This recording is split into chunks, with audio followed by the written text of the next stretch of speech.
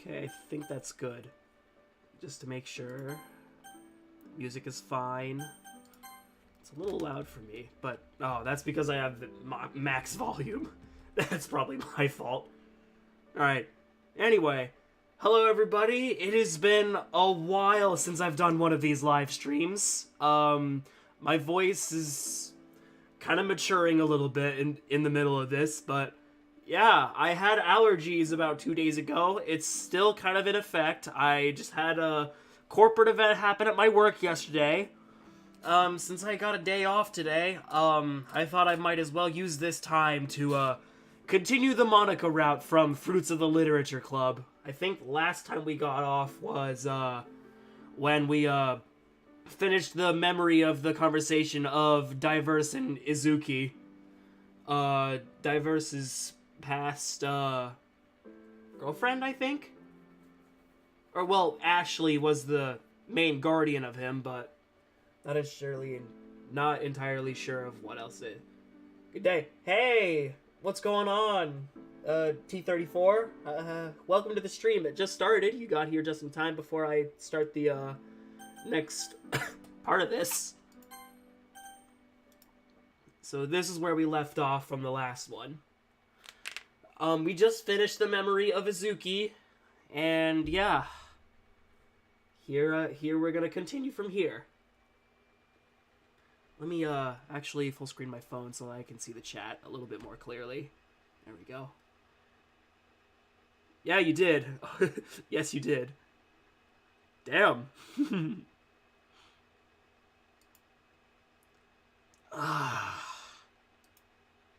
I turn over and face my wall. Realizing that my throat is completely dry, I get up and head to the kitchen to get some water. I really wish I could forget that part of my life. But I could never forget her. The more I think about it, the more I see the similarities between Monica and Izuki. It's almost uncanny at times. Their way of thinking, their confidence, their eyes. Downing a few glasses of water, I return to my bed. I have school tomorrow. At least that will help me forget this. But you know what? I'm still happy with how things are. Through everything, you still were able to say you were happy. Maybe I can take a page or two from your book, Izuki.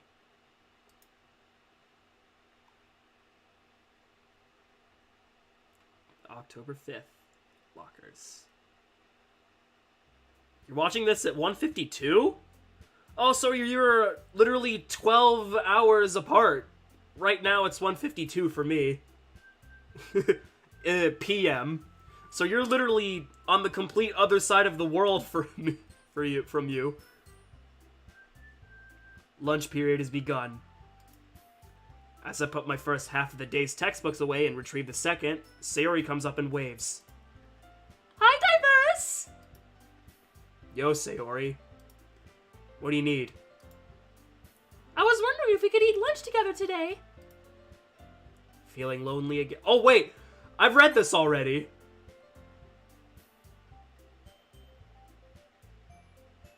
Yep, skip all this. Okay. Oh yeah, and this is the part where we get to the stories. I'm curious to see what kind of story Monica creates. Probably something intricate and well thought out. But nevertheless, I might as well start thinking too. Okay, everyone. Ah! Oh my god, I remember this. Yep. Oh, hold on. Wait, move to the lock, I have to figure it out. Click. Jilly opened the door, moving in the house. My partner was the dark room. Okay. So he thought was alright. Something rare doing stuff. Hey, Gabriel! Open the door and close it. I was originally curious about it. That's what works out for me. I take no more time to think or reflect. And... That scared the crap out of me the first time I witnessed that. Okay. Okay. Slinging my bag over my shoulder, Monica glances at me from her desk. Yo, Monica. Hi. Pretty lax day, huh? If you say so. It was a nice change from reading poems every day to just telling little stories. Did you like mine? Besides the cliche image of me as a perfect prince, it wasn't bad. I expected something longer from you, though. That was a really short story. I know, but something kept distracting me. Monica blushes slightly and stares into my eyes. Do you need someone to walk home with? What about Sayori? If you look... I turn around to face an empty club room. She already left. Then sure! I'd love to walk home with you. Let's go. Monica and I turn down a narrow street that leads to her house. She happily strides by my side. Monica hums to herself as we walk.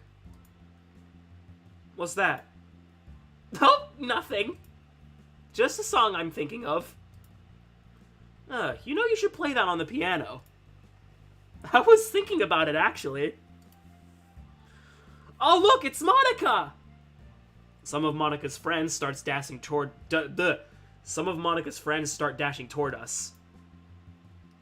Oh, hi, Molly. Walking home with your boyfriend? No. We aren't dating. You two would make such a cute couple. How's that? Well, she's super smart and super extracurricular. And she's gorgeous. You're also pretty smart and athletic. And you are also pretty hot, too. I haven't heard that you were filling in for one of the varsity soccer players recently. I was. Only temporarily, though. See? I mean, it's such a waste and a shame to see that you two aren't dating yet. Molly, do you have a boyfriend? No, I don't. Why? She looks up into my eyes. I was just curious about why a pretty girl like yourself isn't taken. Diverse? I lean close to Molly's ear. Maybe it's because you don't know how true relationships work. That was rude!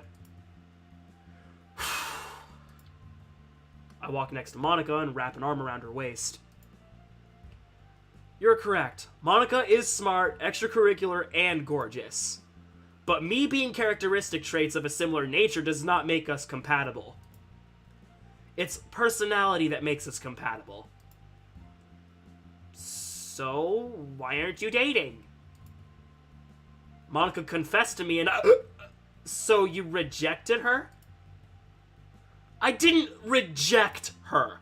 But then again, I don't believe personal affairs such as that need to be discussed with third parties like yourself. Two other girls with Molly giggle as they watch me tighten my arm around Monica. Yeah. Anyway, girls, we're gonna get going now. Take care. Bye, Monica. Bye, Diverse. Monica grabs my arm and starts to pull me down the street gently. You alright, Monica? I'm fine. Monica looks as if she is holding back some emotion. Oh! Excuse me. I stop myself, causing her to stop as well. Look at me. I'd prefer if someone who was talking to me made actual contact and didn't hide. Yeah, you're good at that. I know exactly what's bothering you. It's your feelings. I understand that you look around and see couples having fun together and being romantic. And then you look at yourself and think of me. It probably wouldn't be as bad either if your friends didn't constantly badger you about your feelings. That's why I took a stand for you. You didn't need to do that, though. You said it yourself. We aren't dating. Yeah, I did.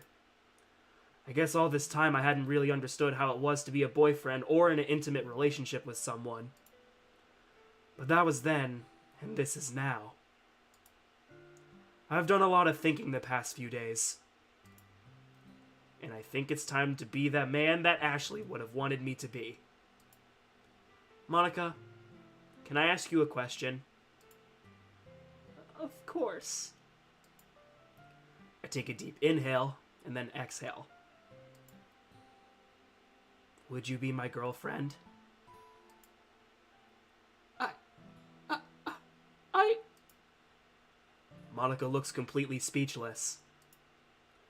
I internally chuckle, realizing this is a huge shock to her all of a sudden. Yes! Yes, I will! Monica wraps her arms around me and lets out a few more tears. Alright, alright. You're gonna break my neck if you squeeze any tighter. Sorry. Monica releases me and smiles. We're almost to your house. Come on, let's go. We both begin walking again. Monica anxiously wraps her left arm around my right. Diverse, would you mind sticking around for a bit after we get to my house? I was wondering if we could go out somewhere? Where to? I know a really good coffee shop just downtown. Yeah, I guess I can kill some time. Great!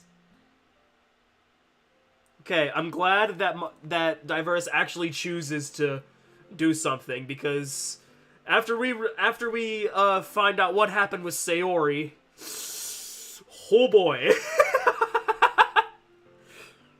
Anyway, after another 5 minutes of walking in a rather comforting silence, we arrive at Monica's house. She informs me she's gonna go take a shower and change her clothes, so I decide to wait in the living room. But I get curious and start to walk around to look at her family photos on the walls. I grab a frame off the wall and examine it. It's a picture of a younger Monica riding a horse. I won't lie, she looks cute. Her eyes were just as emerald then as they are now. Carefully placing the frame back on the wall, I return to the living room and sit down. After a few minutes, I hear Monica coming down her hallway. Monica? Hey, sorry to come out here like this. Can you do me a favor? What is it?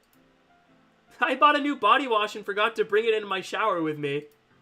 It's in the kitchen on the counter. Can you grab it for me? Sure. Oh, I thought she was wearing a dress. Never mind. At first glance, I thought she was wearing a dress, but nope, it's a towel. I mean, I have zero artistic talent, so I wouldn't know the actual lines you would need for a clothing towel. I guess it would look a little bit more straight rather than that it fits her perfectly on her body. But I don't know, that's just me speaking. I can't really judge, because I can't draw for shit. Anyway, I stand up and walk over to her kitchen, noticing a plastic bag on her counter. I reach inside and grab a bright blue body... What? What? Bright blue... that's a lot of bees. Hope it doesn't come loose, though. No, if that comes true, I'll just edit this in YouTube Studio and just demonetize it before YouTube does it themselves. But yeah. I reach inside and grab a bright blue body of body wash and carefully walk it towards Monica. Here you go. Thank you so much. I'll be right out. Monica turns away and walks back into the hallway. Monica in a towel. Wow. Alright, enough of the distraction. I pull out my GP phone and start to browse for a bit until Monica finishes getting ready. Lel. Okay, I'm all finished. It's about damn time. I had to make myself look extra good this time. Why? Because I'm your girlfriend, silly! I don't think it was warranted enough for you to take any extra measures. You look pretty pristine each time. You look pretty pristine each time I see you anyway. Shall we go? Yep. Monica and I start to walk down an emptier than expected sidewalk towards downtown. She doesn't look beautiful in her outfit. Can't really place my finger on it, but ever since she became my girlfriend, I see her differently. I continue my thoughts while walking casually next to Monica. But something rips me from the inner depths of my conscience. There she is! A black sedan with tinted windows starts to drive up to us. The back passenger window is rolled down, and a man reaches out of it with a handgun. What the hell? Thinking quickly as he aims the weapon at Monica, I interrupt the line of sight between him and Monica. Huh? What's going... Get down, Monica! I shove her to the ground next to some newspaper machines in an effort to create cover. Next, I throw myself onto her as a shield. Oh, Jesus!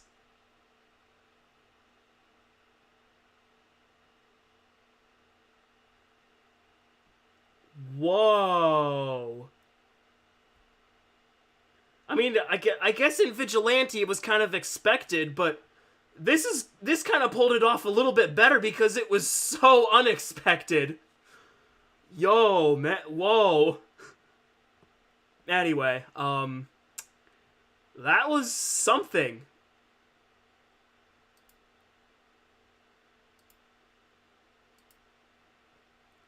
I hear a voice calling out to me. My side feels warm and damp. Where am I? The voice calls out to me once again. But I can't distinguish who it is or what it's saying. All of a sudden I feel a sensation on my left side around my rib cage. At least, I think my rib cage. Pins and needles slowly cover my body, quickly turning into solid material. I'm lying on the ground. My head rests against the pavement face first. Diverse! I can barely hear Monica. She sits crouched above me, tears pouring from her eyes. All I can clearly hear is the sound of my heartbeat. The sound of my body desperately trying to keep the blood flowing.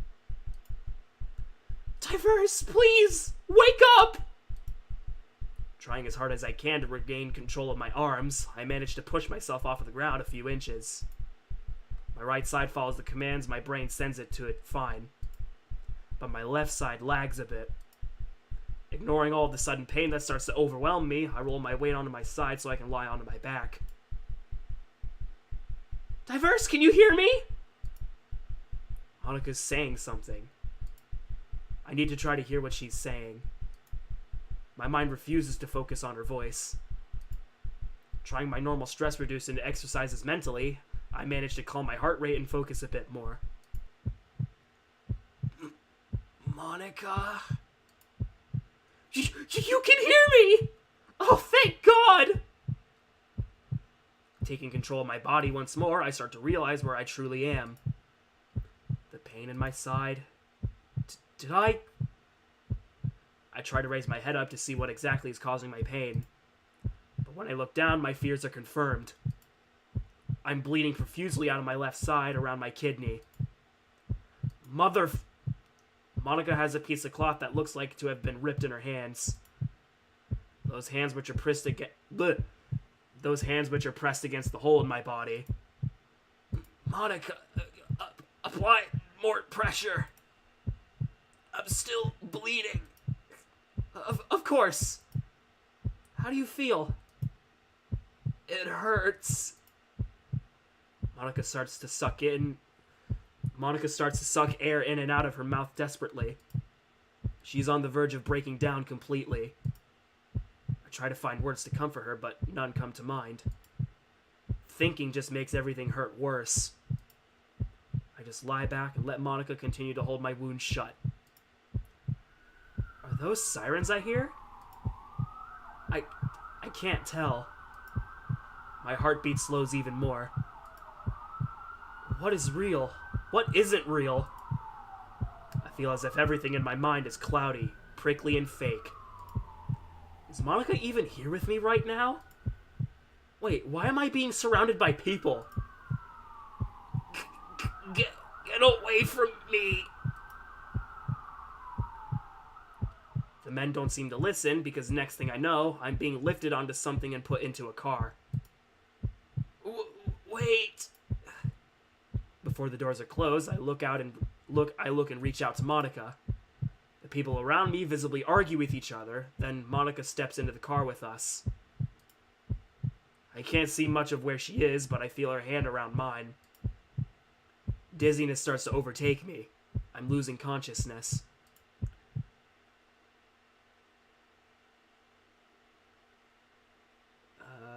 December 31st.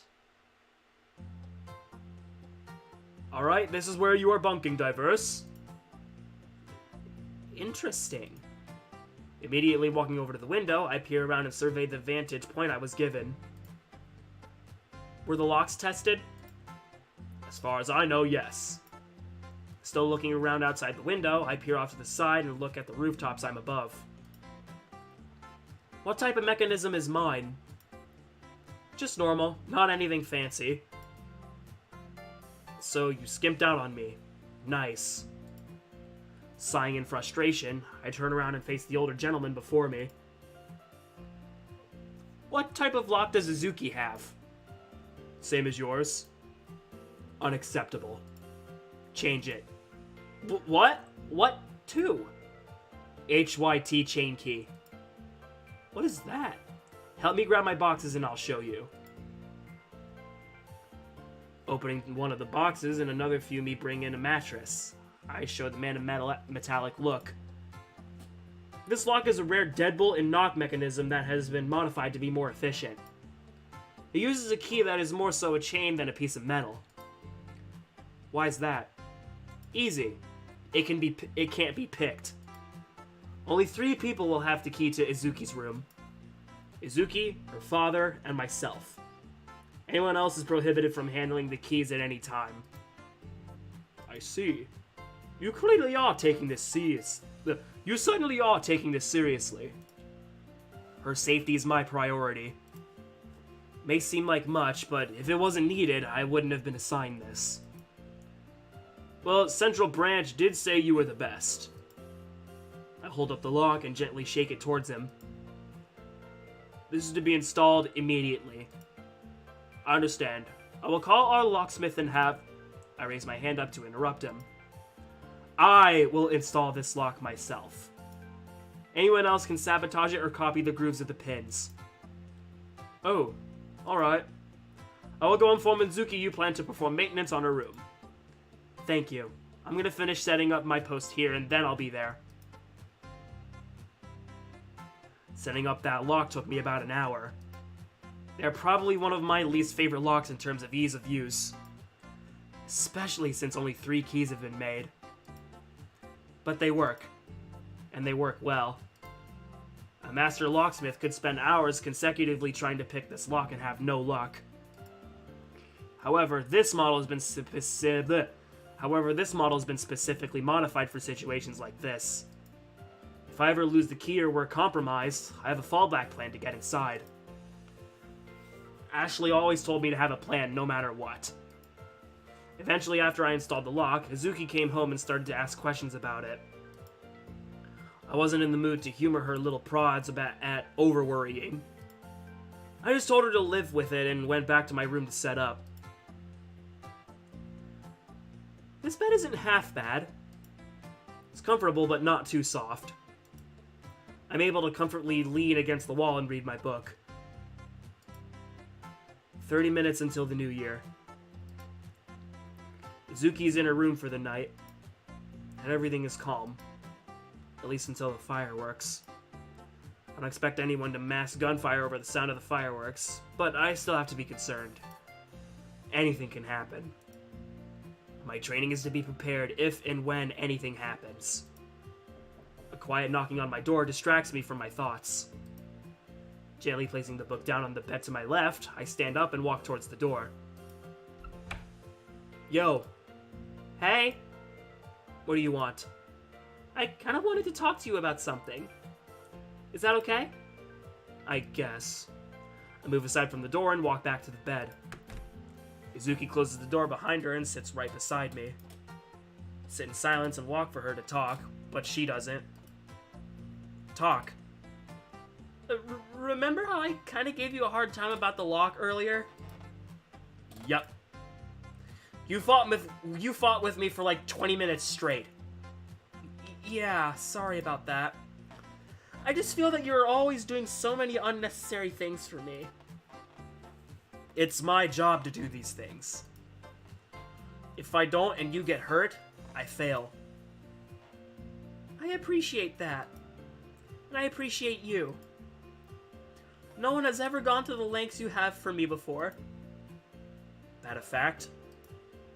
And I guess the majority of the boys you prowl around with don't know shit about how to treat a lady. Hell, even I don't at times. I mean, yeah, sometimes you are an ass. But from what you've told me, you were raised like this ever since you were younger, right? That's correct.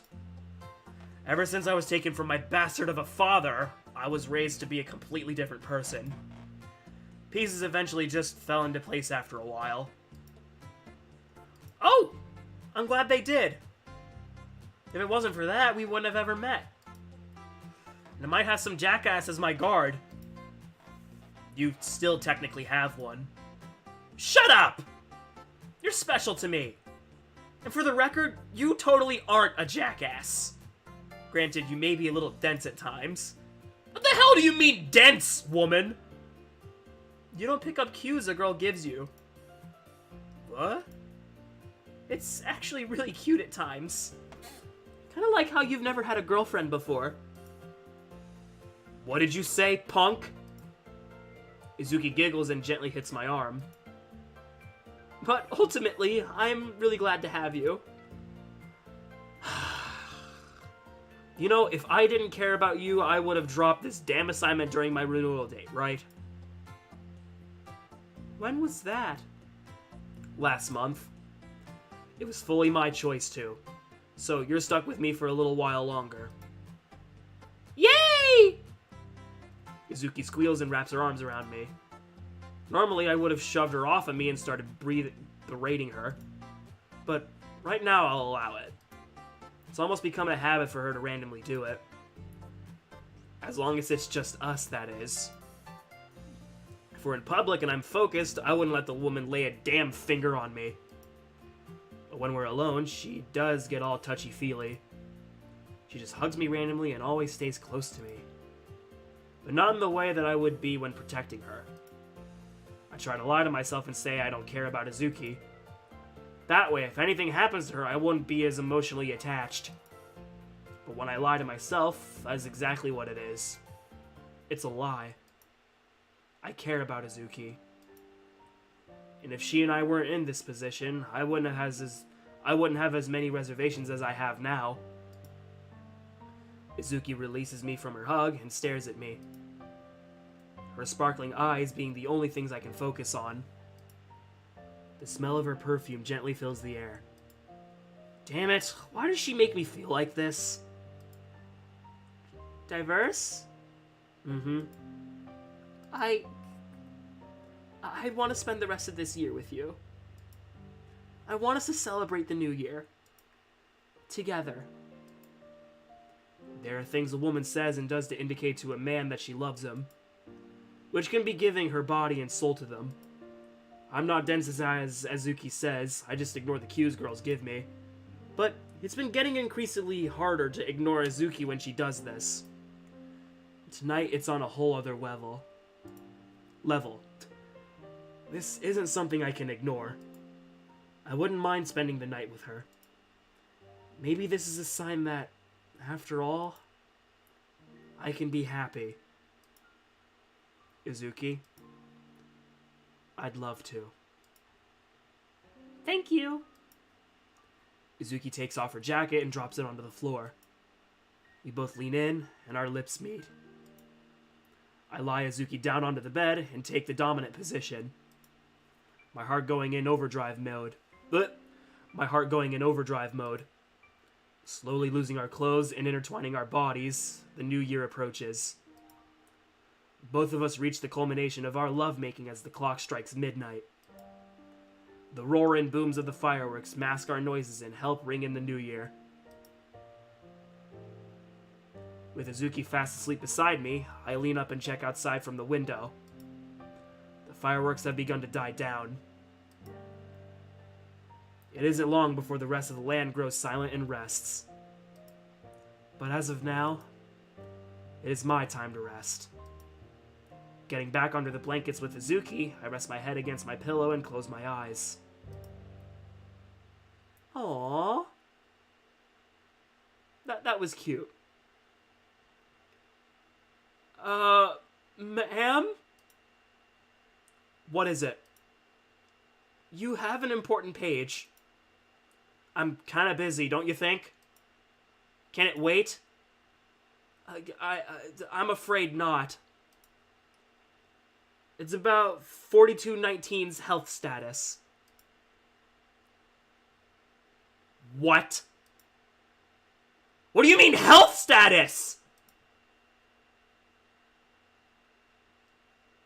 Jesus Christ. Diverse, what the hell have you gotten yourself into now? Miyuki, please ready my car and a coffee. Of course, ma'am.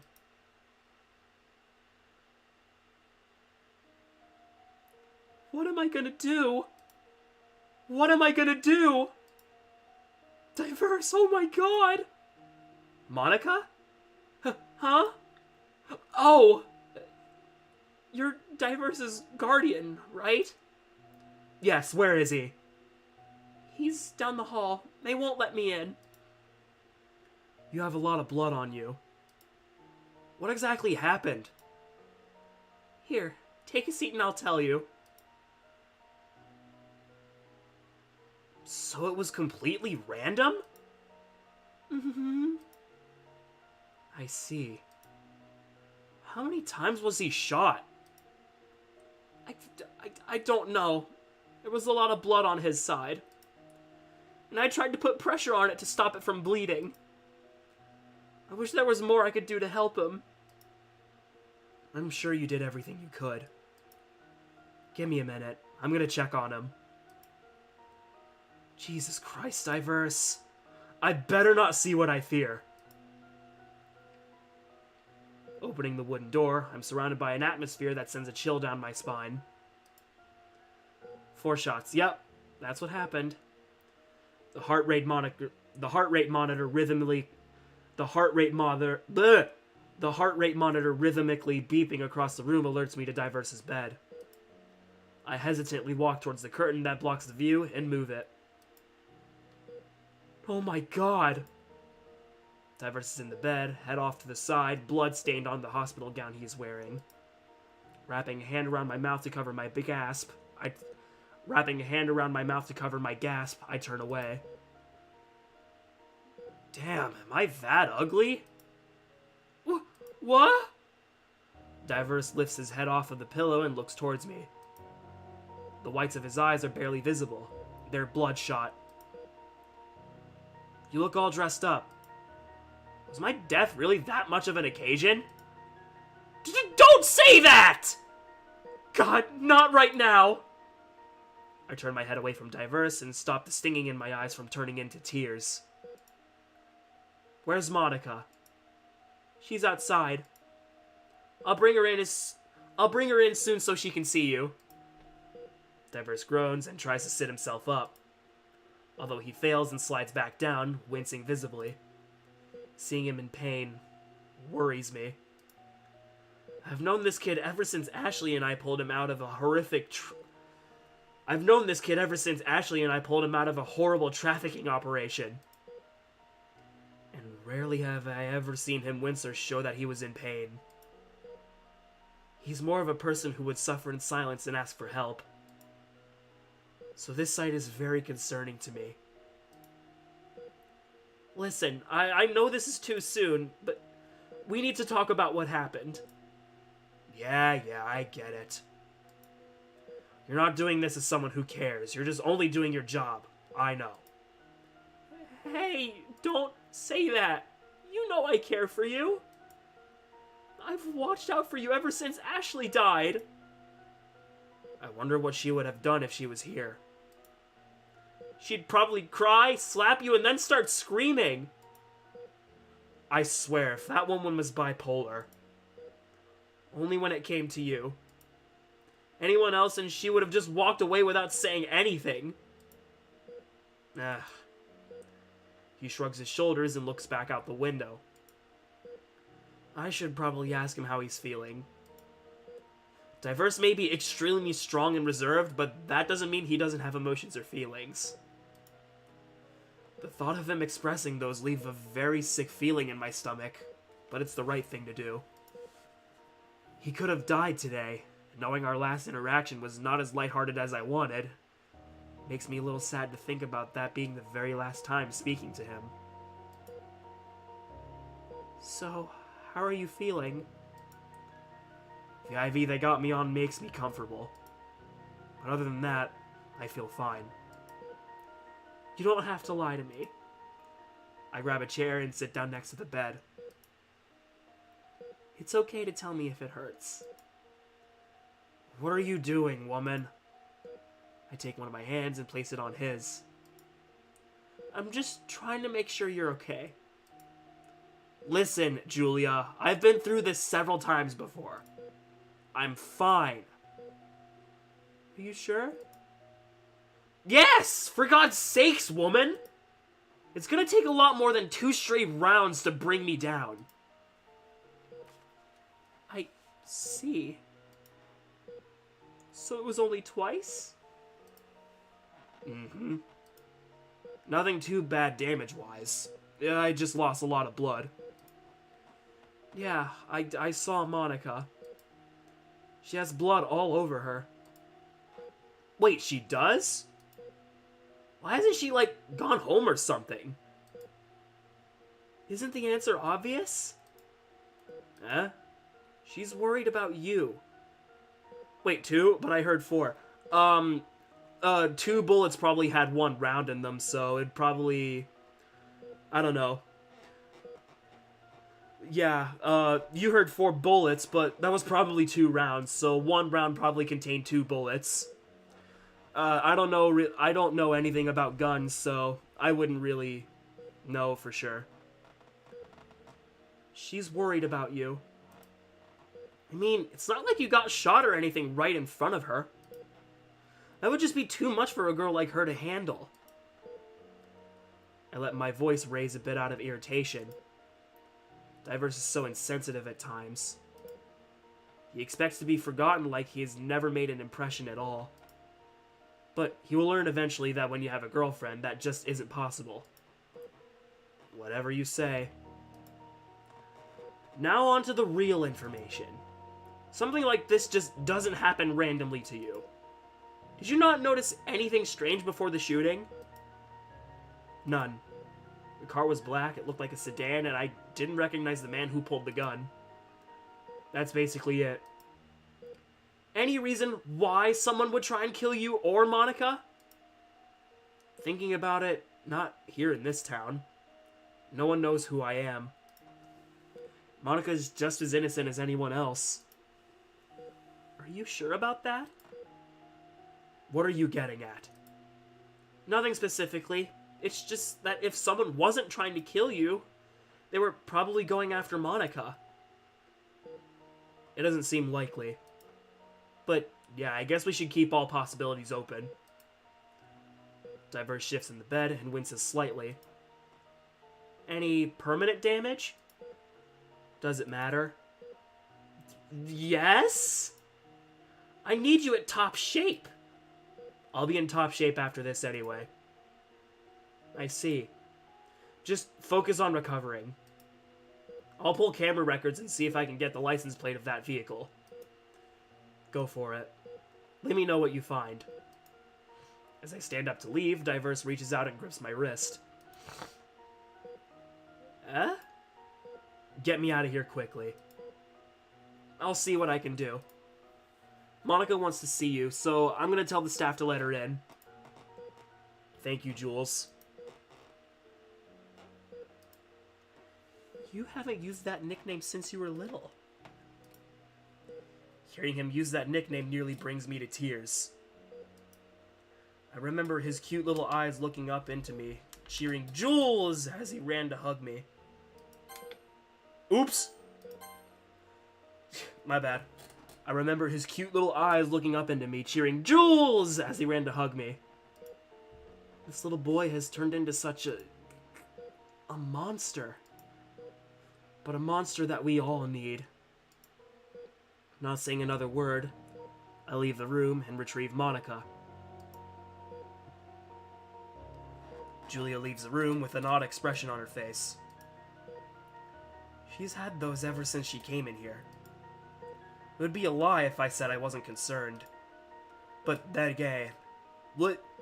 again, who am I to question?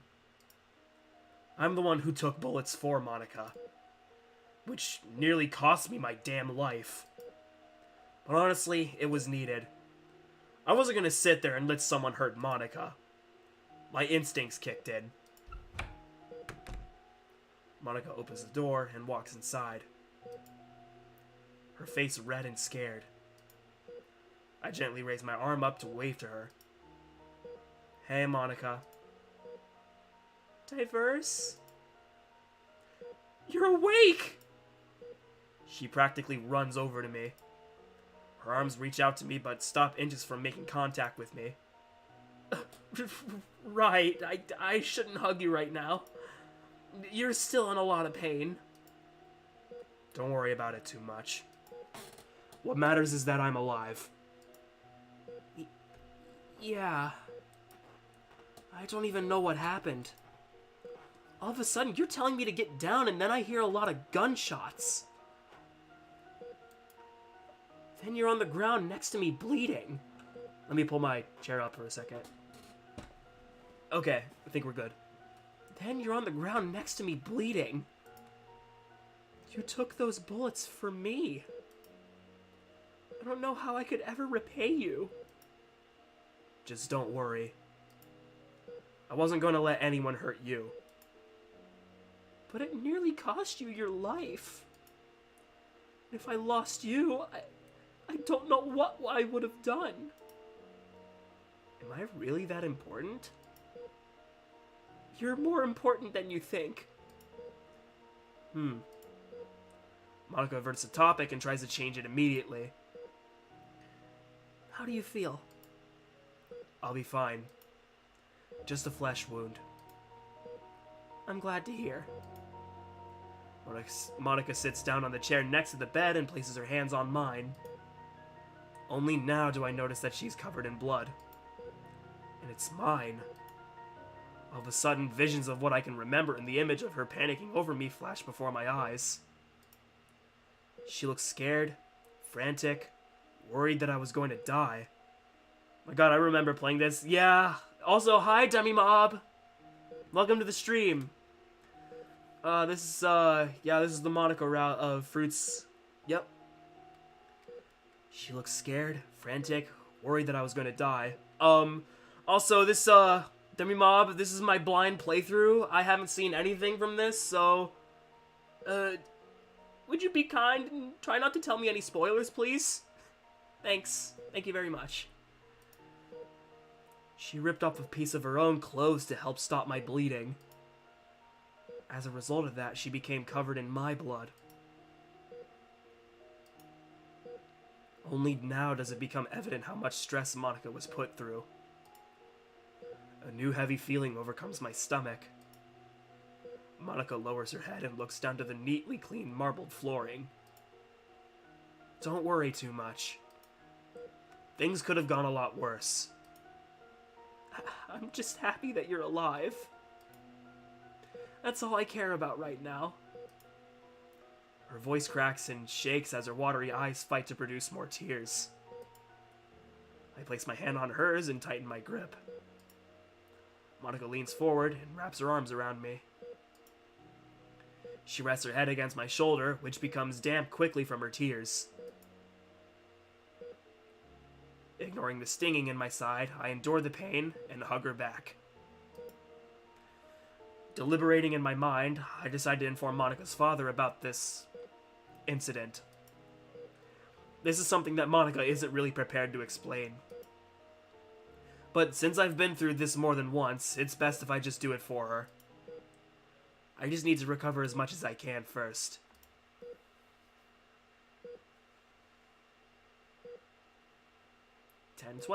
October 12th. The hum of the elevator just barely manages to drown out the god-awful music that plays lowly. I always severely despised elevator music. I think you forgot to put stop sound, because I can still hear the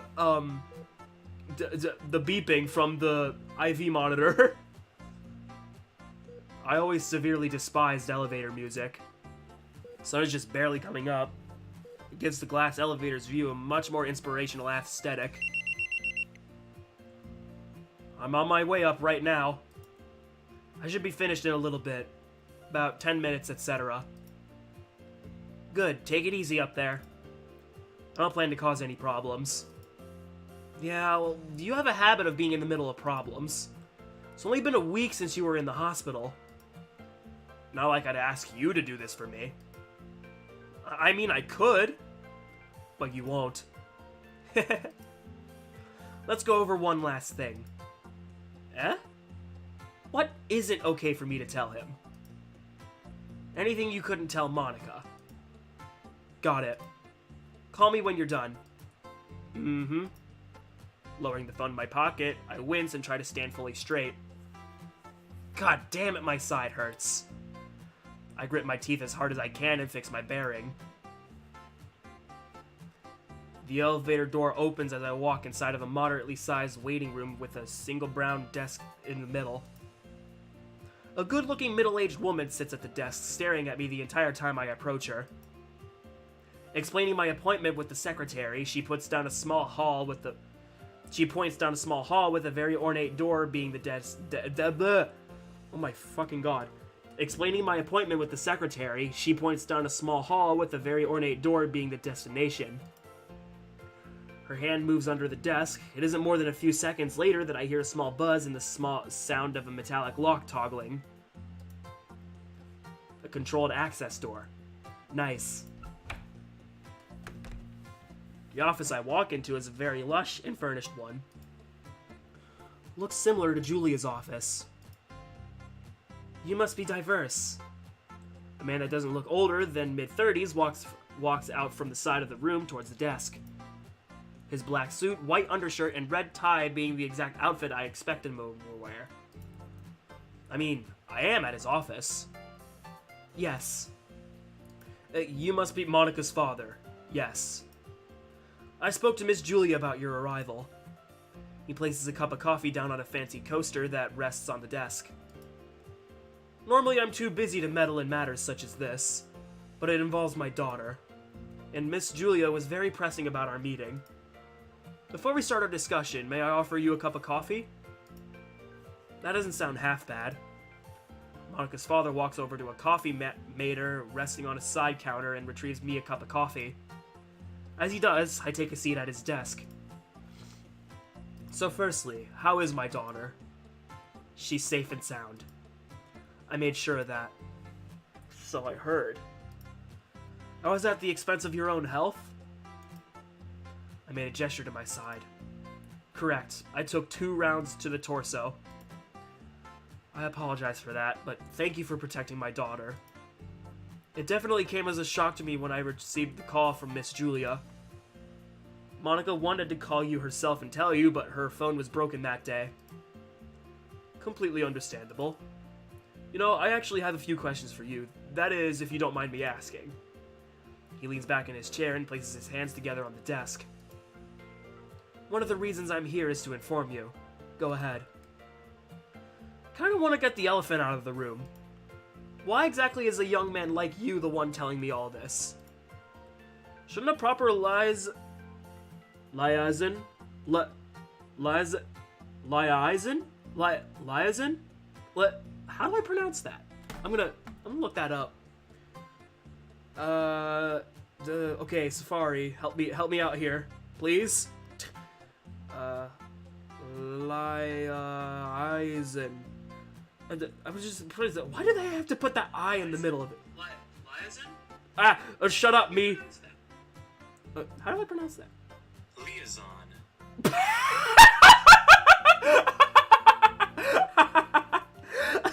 I was way off. Oh, fuck. Okay. Excuse me. Shouldn't a proper liaison like a police officer be more fitting? I gently rest my cup of coffee on a coaster and lean forward. Because my Aunt Julia is a senior investigator for the local PD.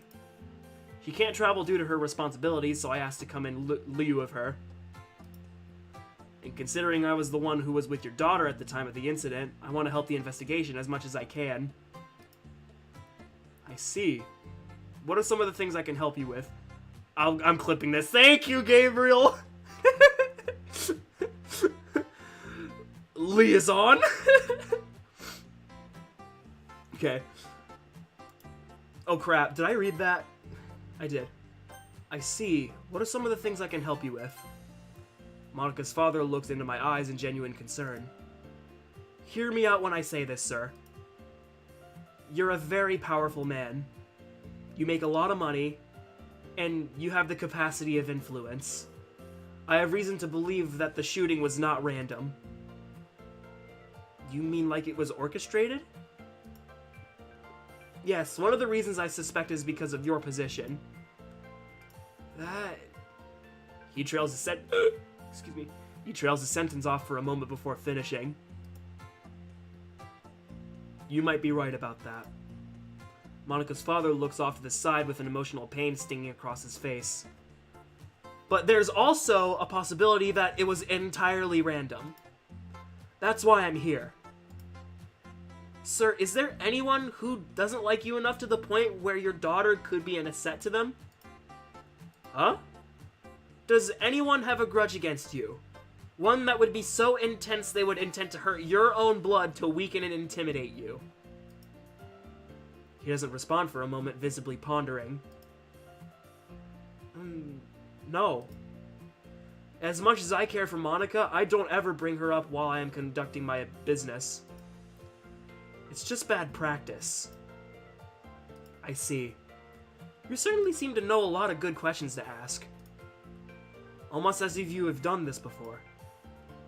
I've just done a lot of thinking about this. I mean, I am the one who got shot. The knowledge of why this even occurred is what I want. Alright, I understand. A few more questions if you may? I don't have anywhere to be, so take as much time as you need. You're Monica's father. She has told me great things about you, and I'm glad to have met you. Just not under these specific circumstances. Speaking of which, she did mention to me that there was a boy she had met. I won't go into much detail, but please correct me if I'm wrong. Is that boy you? Correct, sir. I just started going to the same school as Monica a few months ago. She even convinced me to join an extracurricular club that she manages. A club? Yes, the literature club. Has she not mentioned it to you before?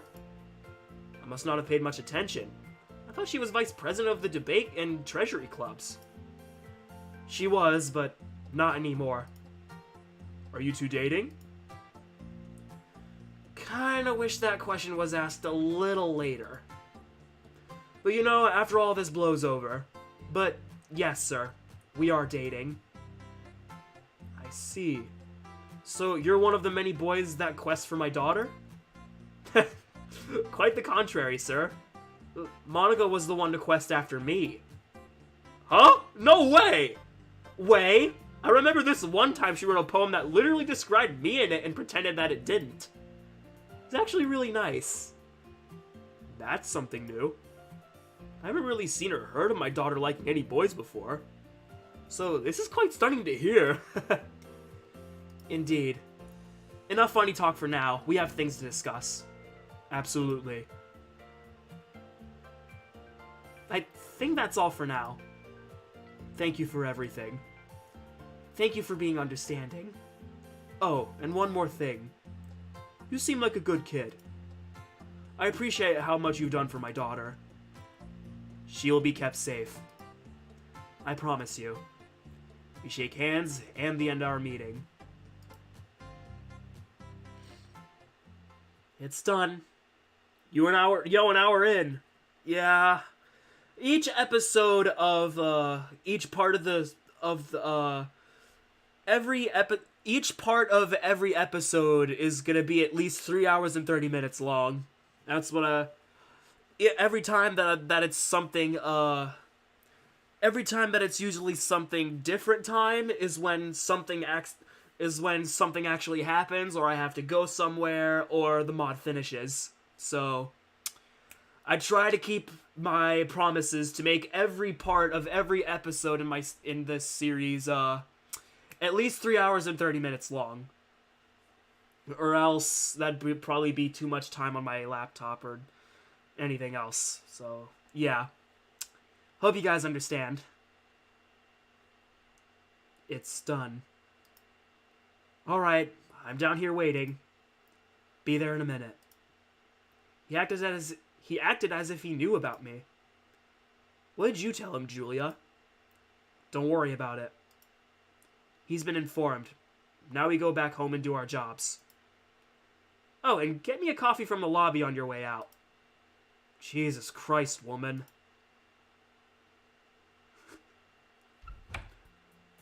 Hello? Hi, Monica! Oh, Sayori! What are you doing here? I came to see how you were doing. We've been worried about you since that day. You're such a sweetheart, Sayori. Thank you. Do you want to come in? Sure. So how's Diverse? He's recovering. He's actually still out visiting and talking with my dad. Oh, I remember you telling us that. Are you sure he's okay to go so soon? Your dad is really far away, and Diverse has only been out of the hospital for like a day. Yeah, I know. I said my dad can wait a bit, but he just doesn't want to stay in there any longer. He can be very stubborn. God, tell me about it. But at least it's not for bad things. What do you mean? Well, when he was shot, he kept trying to get up as if he was perfectly fine. He resisted the paramedics when they took him out of the ambulance and into a room. I swear, it's like he's used to ignoring pain or something. Yeah. It's like he was made to save you. But no matter what, I'm glad he saved you. He's a good friend. Very.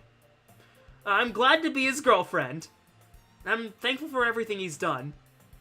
That's so cute! But there is something I've been wondering. What is it? Have you not heard anything back from the police about who tried to kill you guys? No, not any news. I'm actually really scared because of it. I see. Oh, you can come live in my house for a bit if you're scared to be alone. It would be like a really fun long sleepover. I appreciate that a whole lot, Siri, but I don't think that will be necessary. Oh, right. You have Diverse to stay over. Diverse, however, did say that he is keeping in contact with his police representative. They gave him an officer he can call for updates and stuff since he was shot. That's great! On a brighter note, are you excited we're on vacation now? Actually, yeah! I still would like everyone from the literature club to meet up once every week, so the club doesn't go away. That would be fun! Maybe we could all go out to the beach sometime and read poems there as the waves sparkle behind us. That's a really great idea, Sayori. You're getting me all excited. I love the beach. Come to think of it, I wonder what you would look like in a swimsuit. Many others do as well. like Diverse. No. Knew it! I love Diverse's Sayori impression. Thank you! Thank you so much, Demi-Mob! If I get some more Sayori-centered mods, later on in the chapters, I'll probably do it some more! Alright, anyway. Finally!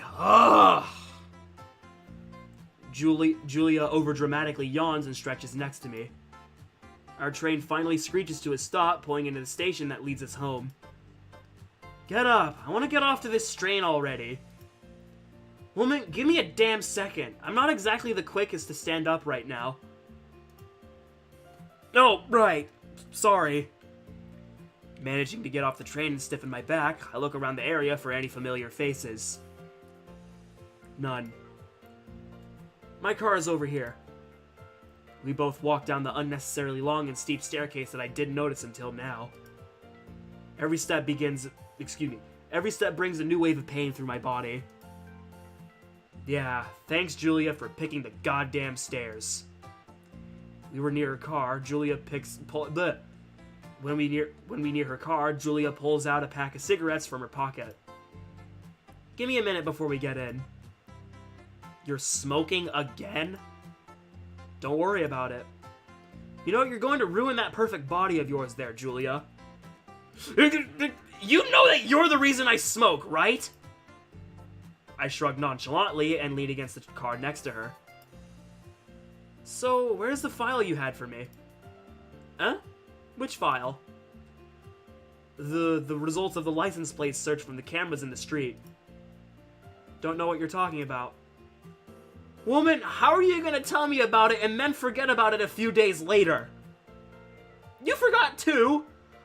I was in the hospital, for God's sake. I have at least a decent excuse. It's definitely a better one than, oh, you forgot too. That doesn't even excuse you from originally not telling me. Relax, I was just messing with you.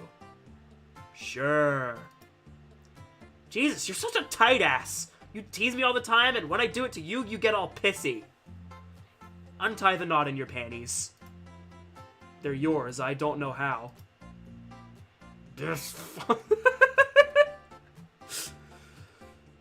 fucking kid. Did you say something? I said I might as well tell you. Sure. Julia walks over to the driver's side of the car, opens it, and retrieves a small envelope. She slides it across the hood towards me.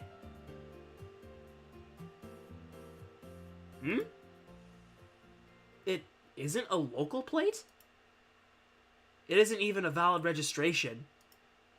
The registration is expired, has been for a few years. The plate was also in the front bumper, not the back.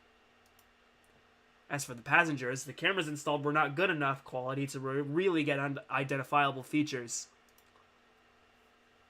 That's fine. I remember who I saw in the car. Oh, you do? Mm-hmm. Thanks for this, Jules. I think it will be useful. Don't mention it. I'm not supposed to even be giving you this information. I bet the city didn't want to give up that CCTV, did they? Oh God, no. They fought tooth and nail over it. But in the end, we have our connections and we get what we need for our jobs. Good. What are you planning to do about the girl? I have to keep her safe, obviously. If this wasn't an attack on me, it was on her. And her father was not much use at all regarding information. The man doesn't mention his daughter at all wherever he is. Yeah, you mentioned that earlier. It's kind of messed up. He barely recognizes how much of a success she's become, or how much she is applying herself at her studies. Sound like someone familiar? Oh, shut up. But I am happy to hear that you found yourself a special girl. Maybe she can turn you into a less abrasive kid. Oh, she's tried. I guess you just have a knack of protecting pretty girls, huh? What did you just say? Julia doesn't look at me. She keeps looking down to her pack of cigarettes. Izuki. Ashley assigned me to Izuki for a reason. I was one of the few agents in the branch that got put on actual protection and detail. The rest were just used for normal assignments. I recall. You did great with Izuki too. But let's not have this discussion right now. I understand. Can we leave this station now? Oh, right. Julia and I get into the car, and the entire ride home, I look over the information Julia was able to get for me. The vehicle the shooters used was a black Honda Accord with tinted windows and common ribs. However, the front passenger tire had a different rim than the other 3 tires. This indicates that the other 3 rims and tires were replaced. And most insurance companies don't replace only 3 wheels on a car. So that tells me they had to purchase the tires and rims from probably a local shop. The vehicle identification number matches with the make and model of the car. With all this and some extra footage from city cameras, I can find who these people are. And I will find these people.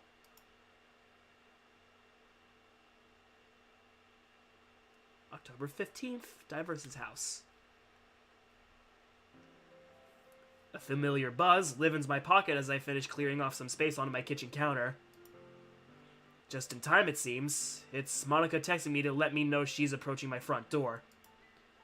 I hear some fumbling, followed by a hearty knock, rattling my front door as soon as I finish reading the final word of her text.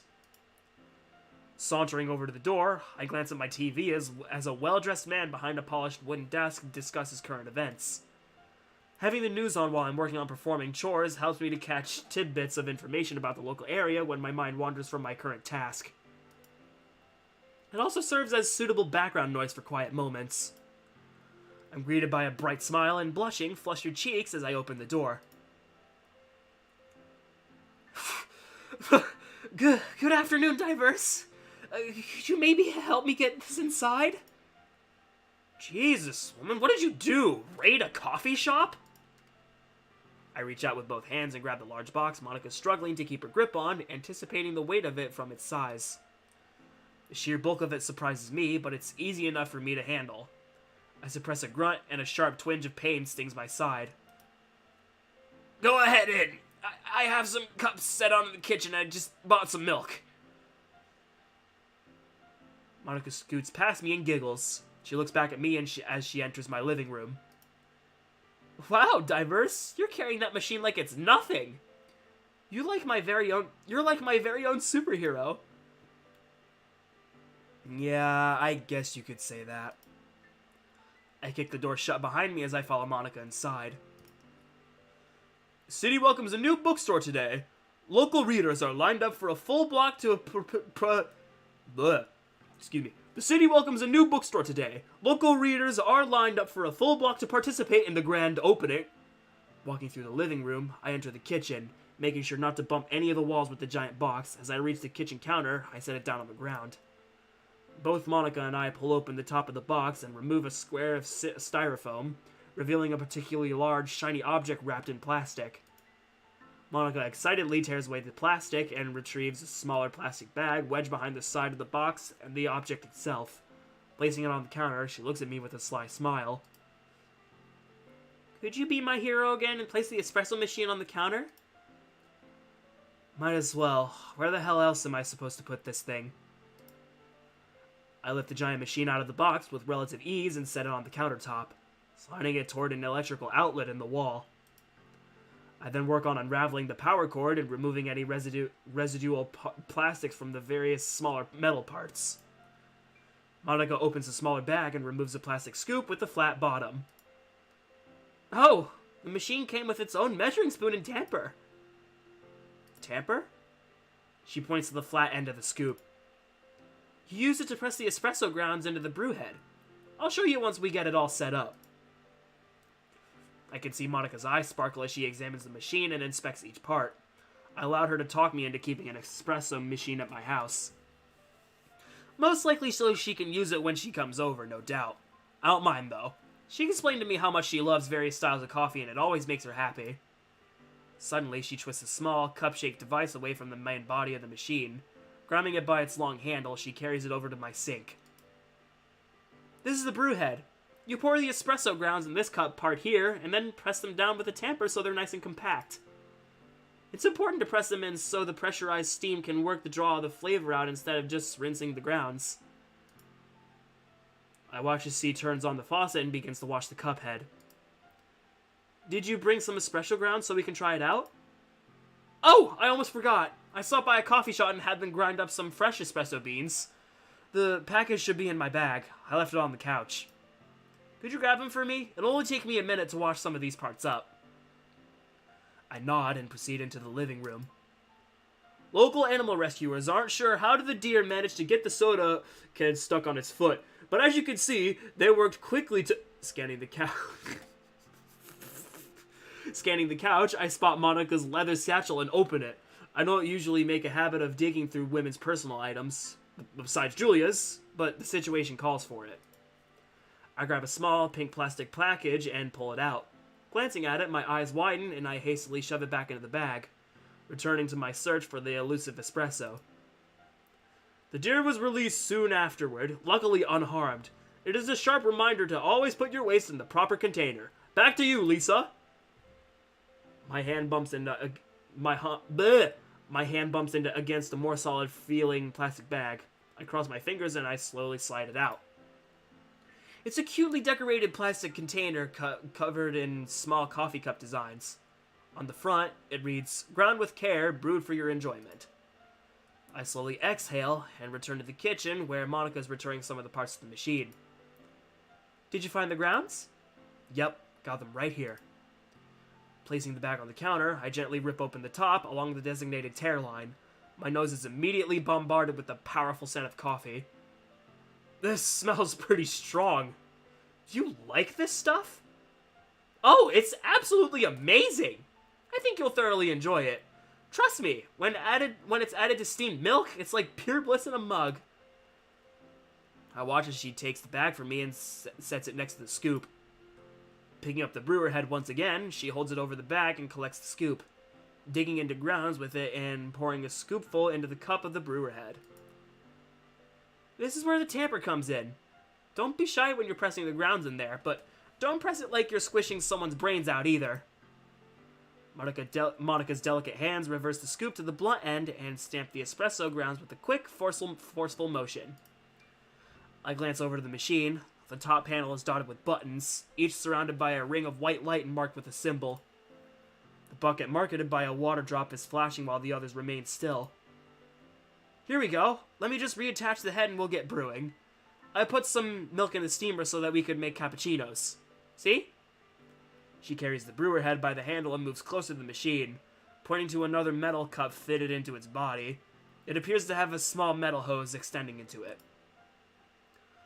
While the espresso is brewing, the machine will use some of the pressurized steam to froth up the milk in this cup.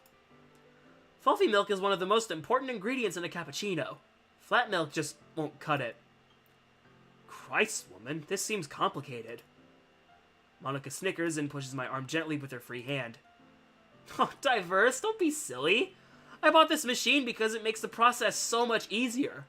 All you have to do is fill the right containers and then press a button. She slides the brew head back into its slot and twists it on with a click. The flashing button instantly becomes steady. I suppose that means the machine is ready to brew. Okay, Diverse. Now all I have to do is press the brew button here and it'll start making our drinks. Do you have some cups ready for us to use? I lean over to the counter to the cups I put out earlier, grabbing them and sliding them over to her. I came prepared. You always do. You can wait out in the living room if you want. This part is super easy. I'll have our cappuccinos ready shortly. Just pick something interesting for us to watch, okay? Sure. As she takes one of the cups and places it underneath the brewer head, I pat her gently on the back and start toward the living room. I can hear her click the button, which prompts the machine to begin hissing with steam. Approaching the couch, I slide down onto it and try to relax. Picking up the TV remote, I turn my attention to the news program. Breaking news. 3 men have been found dead near the local hiking trail. Authorities say their bodies were riddled with unmarked 9mm bullets, a sign that the act may have been professional in nature. Police are baffled by I clear my throat and immediately change the channel. A colorful advertisement appears with clown juggling oranges and balancing on a unicycle. Suddenly, he drops the fruits, following the act with a melodramatic frown. A deep voice says, "Having a rough day? Enjoy a glass of summertime glory orange juice. It'll turn any frown upside down." How campy. After what feels like forever, but in reality is about 2 minutes, Monica emerges from the kitchen carrying 2 glasses filled to the brim with the steaming, aromatic drink. Her warm smile and her happy attitude help relieve the severe ache in my side. She sits down next to me on the couch and gingerly hands me a cup. After getting comfortable, she slides across the couch towards me with both grace and hesitation. She is my girlfriend, however. She still acts as if she was starstruck a fangirl who is around some oh my god. She is my girlfriend. However, she still acts as if she was starstruck. She is my girlfriend. However, she still acts as if she was a starstruck fangirl who is around some pop star. Not gonna lie, it does feel good to have a girl like you as much as she does to me. But as she rests up against me and watches TV with me, I remain quiet and just enjoy our time together.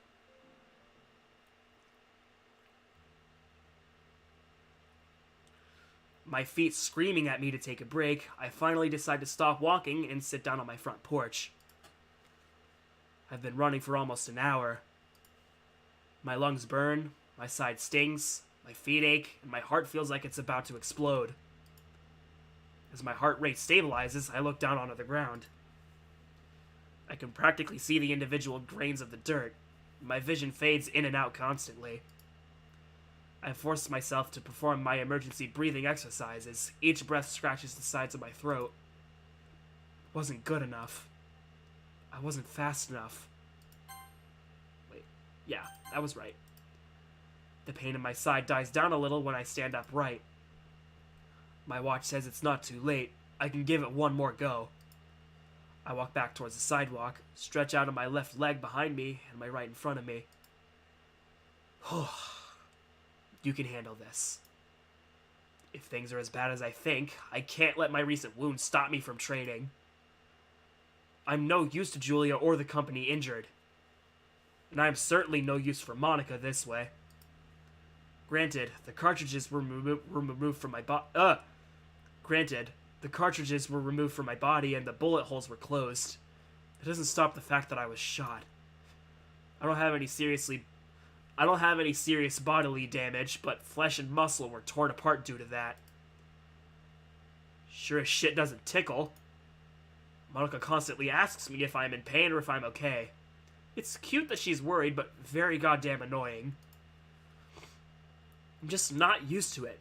Ashley and Julia did have their moments of nurture and care, but then they were extremely rough and cold. It makes sense, though, because they had to raise me to become who I am now. Couldn't have done it without them. So I have to keep pushing myself. Using the remaining amount of energy I have, I push off and start running down the block.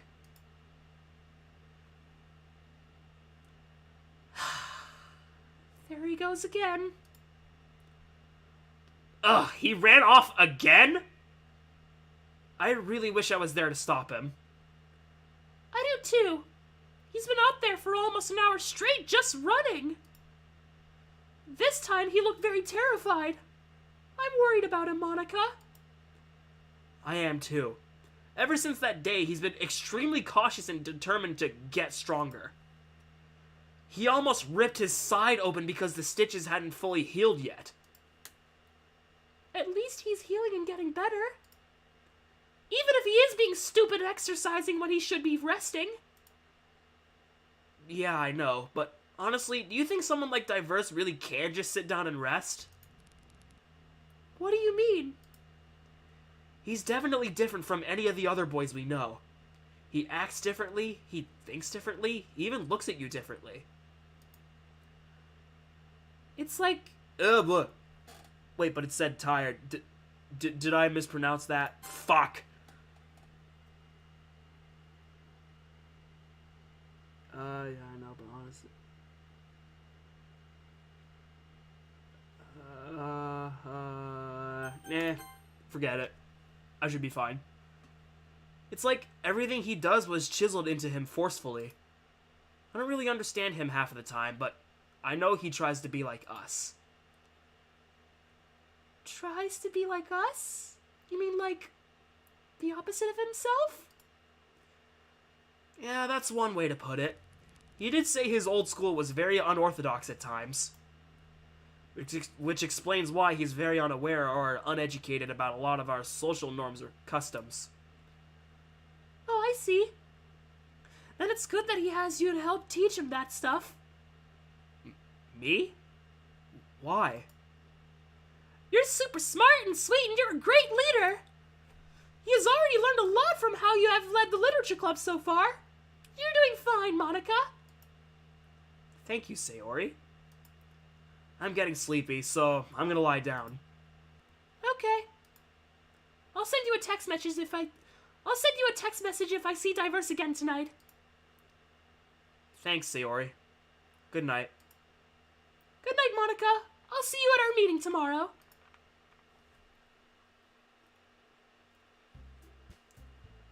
Okay, everyone.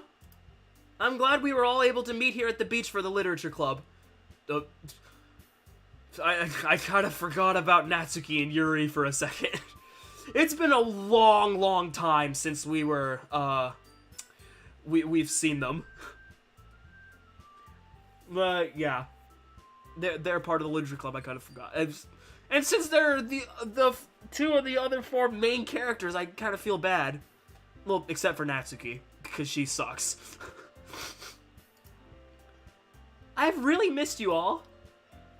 It's nice of us to hang out since the break started. Yeah! Where's Diverse? Shouldn't he be here too? He's actually at home resting. I guess spending several hours working out while injured tires someone out. Is he really doing that? That's kind of stupid. Yeah, it is, but he just refuses to rest. You can't cure stubbornness. Perhaps Diverse is just scared of facing us again? Scared? What do you mean by that? Yeah, haven't you seen the guy? He's like a walking wall. He doesn't have emotions. It could very well be that since the shooting, he feels much weaker than he normally did. He might be doing this to make sure to himself that he's still able-bodied and strong. He's probably very worried about protecting Monica again. You're not wrong.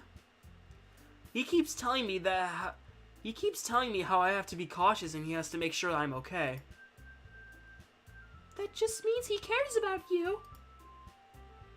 You should be concerned! You were shot at, for God's sake! Alright.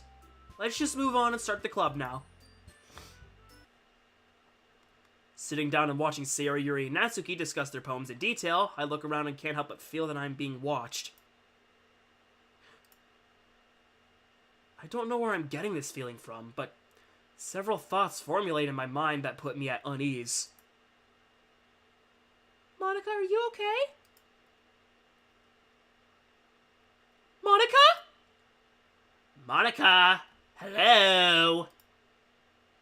Oh! Sorry! Both Sayori and Natsuki waved their hands in front of my face, catching me off guard and distracting me from my thoughts. Ugh, I wish I could shake this feeling. I don't like it at all. As I try to focus on the girls' discussions, I notice two men across the beach staring right at me. Can't quite make out what clothes they're wearing. My stomach knots at the sight of them. Maybe they're just looking in our direction and not directly at us? No, that doesn't make sense. This is a big beach, but there's nothing else they would be looking at over here. Oh well, I'll try to ignore this. Swallowing the saliva in my mouth, I run my hands through the sand to distract me. The individual grains massage my... Excuse me. Swallowing the saliva in my mouth, I run my hands through the sand to distract me. The individual grains massage my tense palms. Natsuki ends up making a joke about something I didn't care to make out, which flusters Yuri. She stumbles over her words and looks away nervously, as she usually does 100 times a meeting. But I love that about her. Yuri is such an interesting girl to talk to. If you could get her fired up about what she is talking about, nothing will stop her from giving an external monologue. It's cute. Sayori joyously sits and plays with the sand with her pen. She draws little flowers and a sun in it. Sayori has always been someone I care about and trust with the vice president title. She was the actual reason for the club's founding. I still remember her approaching me after class once, and with her beautiful sparkling blue eyes, persuading me to make my new club about literature. Just reminiscing about it makes me giggle. Natsuki flashes me a glare that sports her usual tsundere character type. When I first met her, I had no idea what that even was, since I don't really know anything about anime or stuff like that. But I heard a few other students talk about it, and I did some research. She may be rude at times, but Natsuki's secretly a big sweetheart. She always wonders about her friends and wishes the best for everyone, especially when her own life is not very good. I'm really glad to have her as a friend. I don't know where I'd be without these girls. Makes me happy. But the happiness doesn't last, as I notice several other men join those watching us. My body goes cold and my heart drops at the sight. I don't feel we should be here any longer, but I can't bring myself to interrupt the girls. They all look so happy to be there. It would be disheartening to pull them away early. Maybe I can ignore this. Subtitle, hey Mystery! Damn, you are always burping. I am Demi-Mob, I'm sorry. But that one actually just came out of me for some reason. I don't even know why that happened. We all finally finish up the club's activities and get ready to leave. I pack up my stuff, hug the other girls goodbye, and start walking home.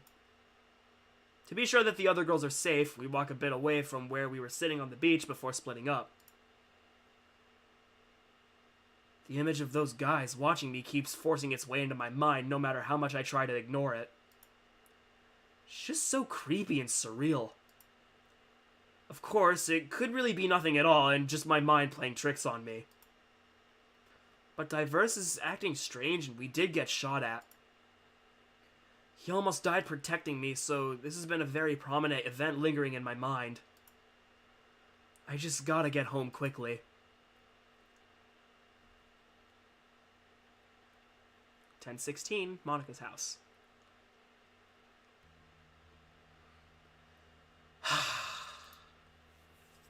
Today's been exhausting. I lie back onto my bed and rest my eyes, allowing my body to sink into my bed and engulf me in relaxation. This is so comfortable. I love my bed. It's so warm and soft. This bed could be my partner for forever if I wanted. Just as I feel my body near unconsciousness, I feel a hand wrap around my mouth. A man that I don't recognize hunches over me and presses me against the bed, still covering my mouth. Completely panicked and unsure of what to do, I reach my hands to his wrist and try to pry his hands off of me. To no surprise, he is stronger than me and his hands doesn't budge. Oh God, what do I do? Wait, his face. It's from the beach earlier! Oh no, they must have followed me home. Stop fucking squirming! Unless you want a new hole in your head. He points a gun at my face, practically bringing me to tears and causing my blood to run ice cold. Diverse was right. I should have been more careful. What do I do? Now listen up here. You're going to do as I say, or I'm going to put you through more pain than you're ever going to feel for the rest of your short life. Do you understand me? I don't even know how to respond. I just lie here motionless and scared. I asked you a question, you little whore! Whore? I've never been called a whore before. The word instantly causes my heart to shatter and tears to flow. I nod submissively to his threat. All of a sudden, the lights in my house go out and I'm surrounded in darkness with this man. More and more fears of what he plans to do with me scare me in my mind.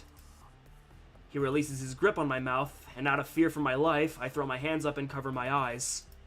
A loud crash in the room startles me. It scared me too. Get off me! Huh? But I'm on the bed. Ah! I can't see what is happening. Wait, my phone! I grab my phone out of my pocket and flick on the flashlight. What it reveals to me takes what little breath that I have away. Diverse holds the man in a lock from behind with his arm and elbow secured over the man's throat. Diverse! Monica, do you have anything to defend yourself with? No. Go for your kitchen and grab a knife or something! Diverse seems to have the best of the man because as he tries to fight back, Diverse maintains his hold. Right! Quickly getting off my bed and wiping my tears away, I hold my flashlight out to illuminate my way into the kitchen. I know exactly where to get a knife. I have a set of super sharp ones that my dad bought a long time ago. Finally getting to the kitchen and to a wooden knife holder, I grab a moderately sized kitchen knife and try to run to the back door. No! Huh? Don't head outside, Monica! Find another room in here that is empty and lock yourself inside. Oh, okay. Diverse's voice echoes across the house and somehow gives me a little bit of a fire. If he wasn't here, God only knows what would have happened. I managed to get into my laundry room, which is small enough for me to quickly check to see that there's no one in here. I get inside and close the door behind me, locking it immediately. The man tries to fight to loosen the grip on his neck, but fails. I find more and more opportunities to tighten my grip and asphyxiate him further. Get off me! Shut the fuck up. You dare come into this girl's house and attack her? And you expect me to just get off of you and let you go away scot-free? Oh, hell no. His voice squeaks and breaks until he stops fighting back and goes limp. Finally, I thought you would never lose consciousness. I release my stained arms and let the fat fuck drop onto the floor limp. Excuse me. I release my strained arms and let the fat fuck drop onto the floor limp. Monica's in a room safe, I hope. This guy wasn't the only one looking for Monica here anyway. I need to take care of the others first. The pitch black house helps mask my movements. Normally, someone would need a flashlight to navigate darkness like this, but I've been trained to adapt to dark areas. I can make out where I am and what is around me. And right now, another person is silently lurking around Monica's house looking for her. He doesn't look much taller than I, but he certainly has a huge build. Which is probably going to be problematic. But when you're against an opponent much larger than you, you can use their weight and strength against them. Where's that kid? He let that girl get away! I can hear his whisper from across the room. Making sure to keep perfectly still, I wait until he's just about in front of me. Then I strike. Preparing my stance, I grab his wrist and wrench it behind his back. Go up! Get on the ground. As he tries to pull his arm back, I take my left foot and kick the back of his knee, which in turn forces him down so I can wrap my arm around his neck. Who the fuck are you? Tell me why you are after my girlfriend. What? I tighten my wrap around his neck, forcing air out of his throat with a satisfying squeak. I fucking said, tell me. You're her boyfriend? You're supposed to be... Completely surprising me, he manages to stand back up, picking me up like a backpack doing so. Huh? Get the hell off me! He spins around frantically, causing me to hang on like a piece of loose string. The man yells and turns his back and me to the wall. He runs backward and slams me and his back onto the wall. Ah! Ah! He slams me against the wall again. And again. And again, the pain from the hard wall against my back and my side are too much to bear. I feel as if my back is going to break if I don't do something soon. Strangling won't stop this behemoth. I take my elbow and slam it against his neck, hitting a critical pressure point, immediately causing the man to go limp and crash to the ground. After standing up, I hear running coming directly towards me. Another one? His shoulder rams me back into the wall, temporarily disorienting me. After standing back up, a fist comes in contact with my face and pushes me further back. Alright, punk. You're gonna die. A small bead of blood drops down from my upper lip. I wipe it away with the back of my hand. As he swings again, I duck just under the incoming fist and shove mine into his armpit. Gah! Wrapping my left arm around his and forcing it straight, I bring my right elbow down onto it, resulting in a sickening crunch. Ah! You little prick! Recoiling my elbow, I shove my knee into his stomach, and then I place my palm against the back of his head and slam it against the floor. A stinging pain in my side drops me to my knees. Oh my god, it hurts so much! Tightly gripping my side, I hunch over and wince in pain. Monica's front door opens and police officers swarm inside. Police! Get on the ground now! Get the fuck on the ground! Several officers run to me and force me to the ground. What the hell are you doing? Shut up! Huh? Wait! That guy was the person who said, ma'am, get back! Get this kid to the car and get the paramedics in here for the wounded. Wait! Listen, can you keep that light on my face for God's sake? You don't make the requests here. Jesus Christ, what about me saying I protected that girl do you not understand? You broke into a teenage girl's house. You also assaulted and nearly killed 3 men. And you resisted officers when you were apprehended. What the hell? No, I didn't! I was in too much pain to resist officers! Are you retarded or something? Are you getting hostile with me, son? An older detective from the police station looks discouragingly at me. The wrinkles on his face prove the tenure he has suffered with the department. And it also shows me that whatever excuse, no matter the truth I give to him, he isn't going to believe me. But to be fair, I wouldn't blame him. A report about an attempted murder in a teenage girl's house. The police burst in and there were 3 severely injured men in there and I was the only one standing. No matter how I positioned this to an officer, I don't see myself getting out of this situation. Son of a bitch. Now I'm gonna ask you again. Why were you in this girl's house so late at night and why did you nearly kill 3 other people? I told you this already. They were there to kill the girl and the girl is my girlfriend. Your procedure dictates that you have to question me, I understand. However, have you even spoken to Monica? Yes, we have, but you're still not vindicated from 3 counts of attempted murder and assault. Ugh. A younger officer walks into the room and walks toward the detective questioning me. What do you want, rookie? Can't you see I'm busy? Sir, you have an important call. I don't care! I'm busy! Sir, you really need to take this call. For God's sake! Both of the officers exit the room and leave me behind in darkness. And unfortunately, with the overhead lamp still focused directly in my eyes. The older detective walks back into the room with a normal and intrigued face. So, I just received a call from your handlers. That a fact? I was not aware you were an IGA. No idea what you're talking about, old man. You're probably right. My old age must be getting the best of me.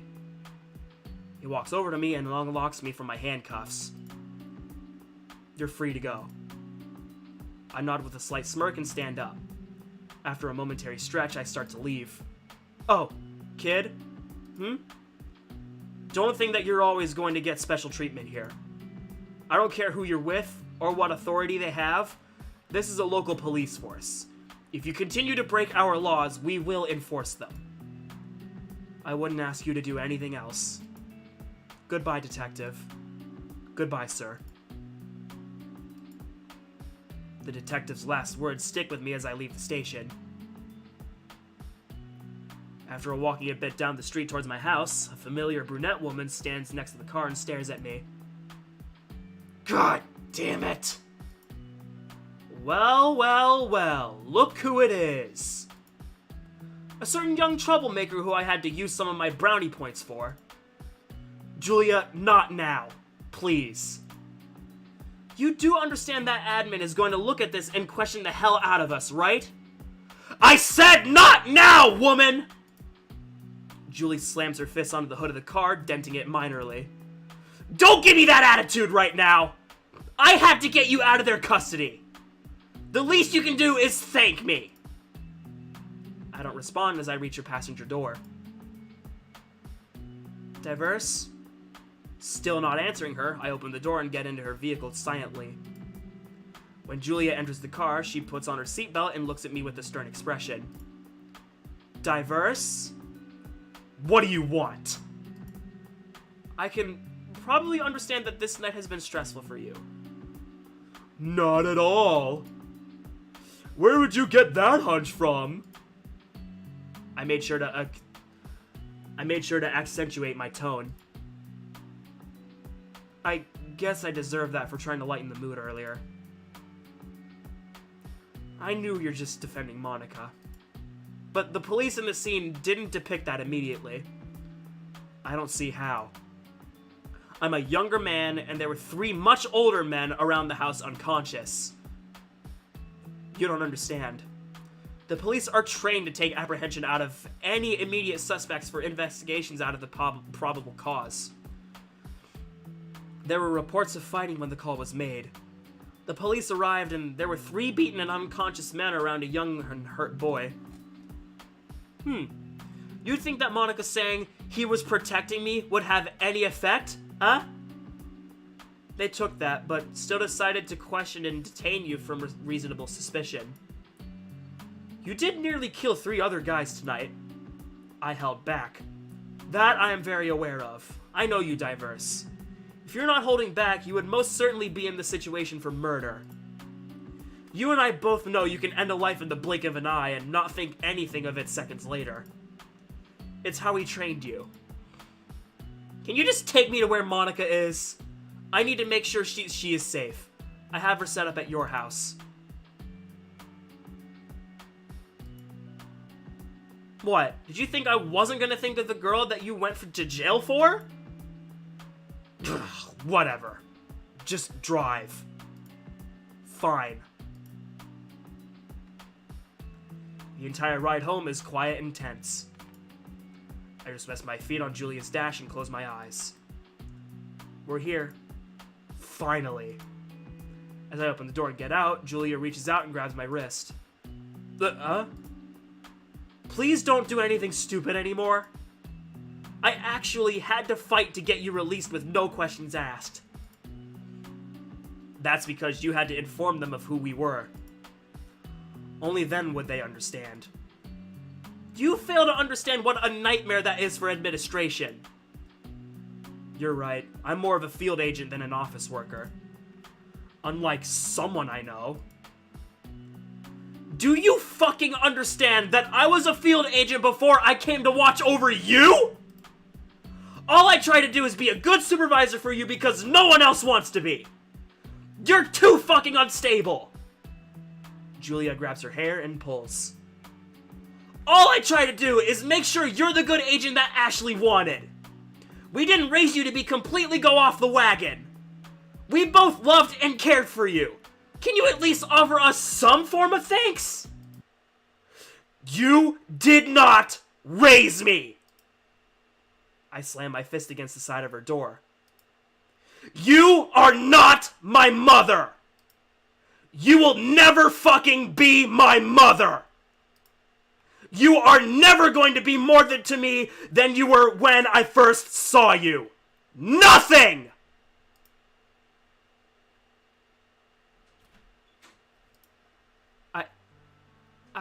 I see.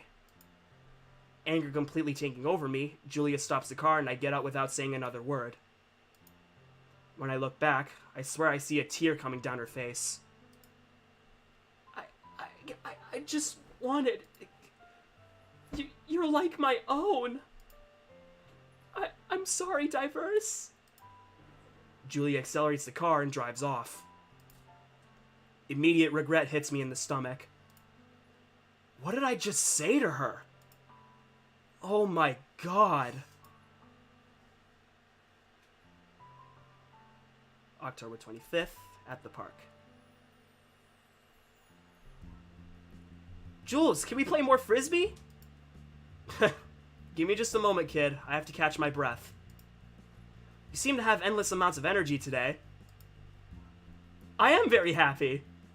Really? It's been a while since you've said that. Well, you and Ashley have been super nice to me and it makes me happy. That's awesome. I'm glad we were able to make you happy. You know we love you, right? Of course, you two are everything to me. Julia, please answer me. This is my 5th call to her, and no answer. My stomach just wants to throw up at the things I said to her. Julia has always been annoying to me, but she didn't deserve the things I said to her. No matter how stressed or pissed I was.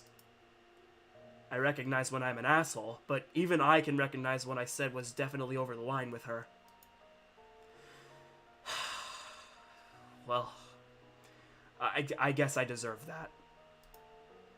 Giving up on calling Julia for the time being, I decided to check on Monica inside of my house. I made sure to remain absolutely quiet when entering my house. The door is unlocked, which is worrying. But I'm aware that Julia has a habit of forgetting to lock the door behind her, so I assumed she was the reason. I can hear a faint and rhythmic beat of breathing. Investigating further, I see Monica passed out on my couch. She must have fallen asleep waiting for me. Great. Another thing that I'm gonna have to deal with tomorrow. Grimacing, I approach Monica and wrap one arm under her knees, and one under her back, then I stand up and carry her to my room. Keeping the light off and to not disturb Monica's sleep, I lie her gently onto my bed and cover her up with my blanket. She shifts and groans slightly, but just as quickly returns to being still and quiet. I'm sorry for getting you involved with all of this mess. I promise I will find a way to stop this all. Whispering the end of that sentence, I leave the room and head downstairs.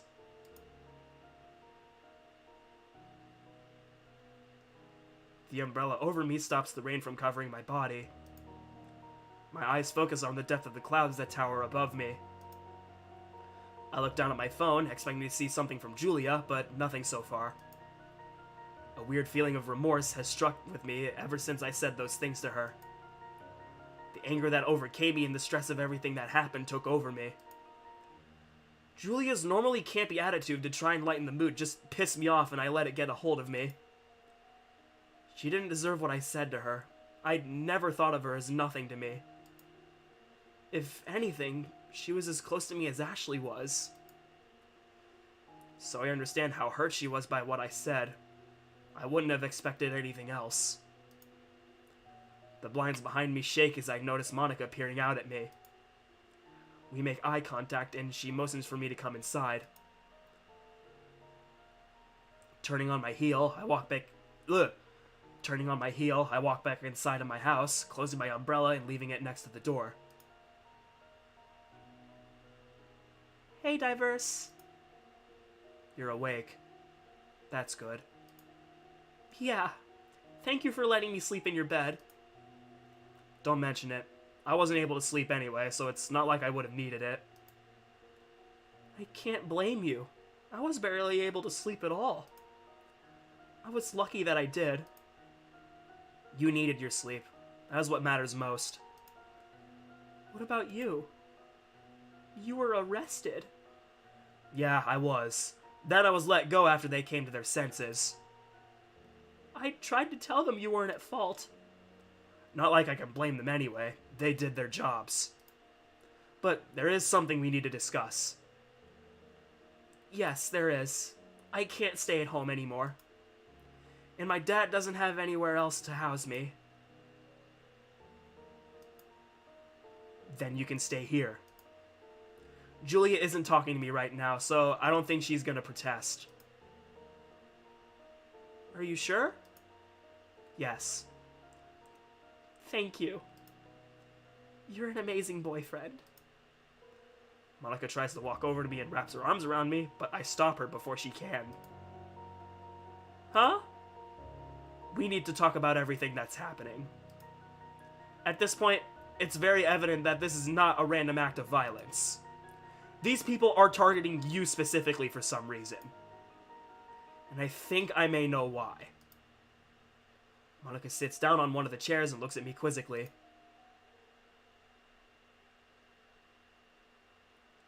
Ah, Diverse, you're finally here! What's the problem? You're gonna be on protective detail. What? You heard me. At least brief me. Ashley points down a computer screen she stands in front of, the white monitor emanating just enough light to see. The screen shows a picture of a teenage girl that looks to be around my age in a weird outfit. What and who is this? Her name is Izuki. She's an idol that has quite the popularity currently. And why am I being assigned to protect her? This just sounds problematic. Shut your mouth for a few minutes and let me finish talking. Unless you want a hand mark across your face. Yes, ma'am. Anyway, Central Branch was given a contract to assign a detail of agents to protect her. Detail? So, I'm gonna be with a team? Well, no. I know you. You refuse to work with teams. Good. That's why we're sending you, Diverse. You have the skill and power of an entire division of 5 digits. So, for efficiency, we're sending the best 4-digit we have. You. Are you sure this is a smart tactic? Are you questioning me?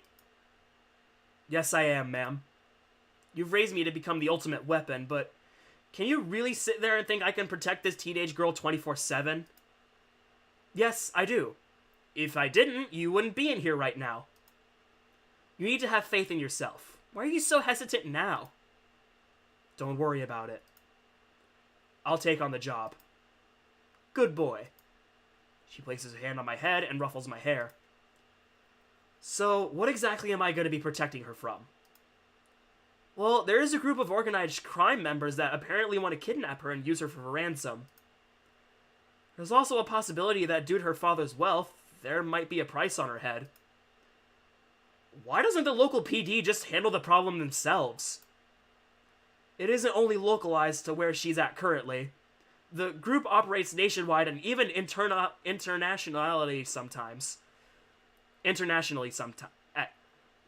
The group operates nationwide and even internationally sometimes.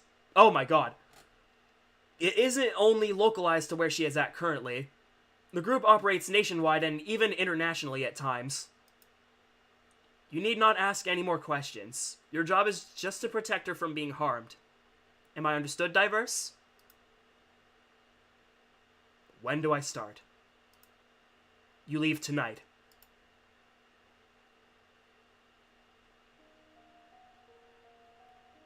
So, you're saying I look very similar to some famous girl? Extremely. And it isn't only that coincidence that causes problems. Your father and his job also play into it. This girl's father also is very wealthy and powerful in his company. And I'm with you. What do you mean?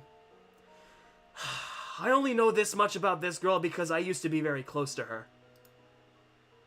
How close? I was a security agent that was hired to protect her. You? How did you manage to do that?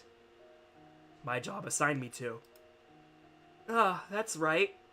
A mysterious job you don't tell anyone about, right? It's not that I don't, it's that I can't. Is that secretive? You have no idea, Monica. But none of that matters right now. I happen to think the same people who went after her are now targeting you and Air. They think you are her, and that's why this is all happening. If they think I'm her, what happened to this girl then? I'd prefer not to talk about it. That is in the past now. I stand up and turn away from Monica and walk into the living room. Stopping short from the window and peering out into the rain, I think of ways to get Monica out of this situation.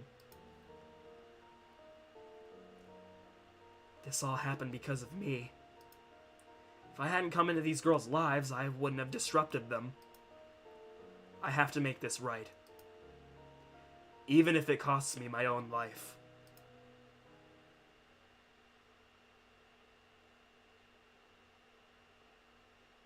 An unknown date.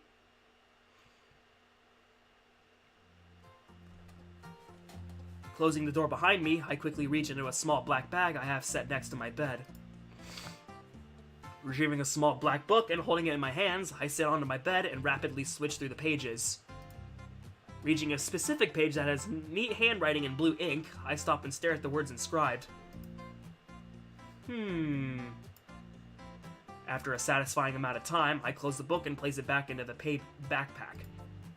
Surveying the room, I focus on a black suit cover hung up near the door. Unzipping the cover reveals a very clean and finely pressed black suit. Running my index and middle finger along the seams of the trousers, I check to make sure the suit is pressed correctly. Perfect! Buttoning up my white dress undershirt, I grab my tie and prepare to wrap it around my collar. As I do, the door knocks gently, instantly signaling who the person on the other side is. Come in. Izuki walks in and looks up and down myself as I continue to wrap the tie around my collar. What do you want? I just wanted to see what you were up to. You look all guzzied up. She gestures towards my formal attire and the bed where my jacket lays neatly. Your father said we have formal plans tonight, and I'm gonna be dressed accordingly. Oh yeah, I kinda don't want to go, but I'd much rather just relax here tonight. But Dad said someone important is gonna be at the gala and I should meet him. Yeah, one of the Japanese Prime Minister's aides is gonna be there. I know, I'm not really that intrigued by it. Really? Wrapping my tie around itself, I begin to knot it. But Izuki reaches up and grabs hold of my tie before I could. I just happen to be more interested in someone else. An electric feeling shoots up my back, but it isn't a bad feeling that would normally make me recoil. It's a feeling that I oddly enjoy and feel at peace with. Strange. Izuki knocks my tie from me and tightens it against my collar. We both lock eyes for a second before my watch beeps and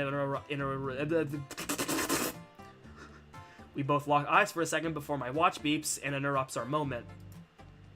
Alright, that's our cue to leave in a few here. You ready to go? She runs her fingers along my collar to make sure it's uniform. Looks like it. You're going in that? Yep, my father says sometimes it's best to remain semi-formal or even casual at important events. Shows hospitality and familiarity to those around you. Whatever you say, woman. Well, look at you! You're going like you're the main attraction of the party. Reaching down towards the bed for my coat, I lift it with my left hand and pat near the left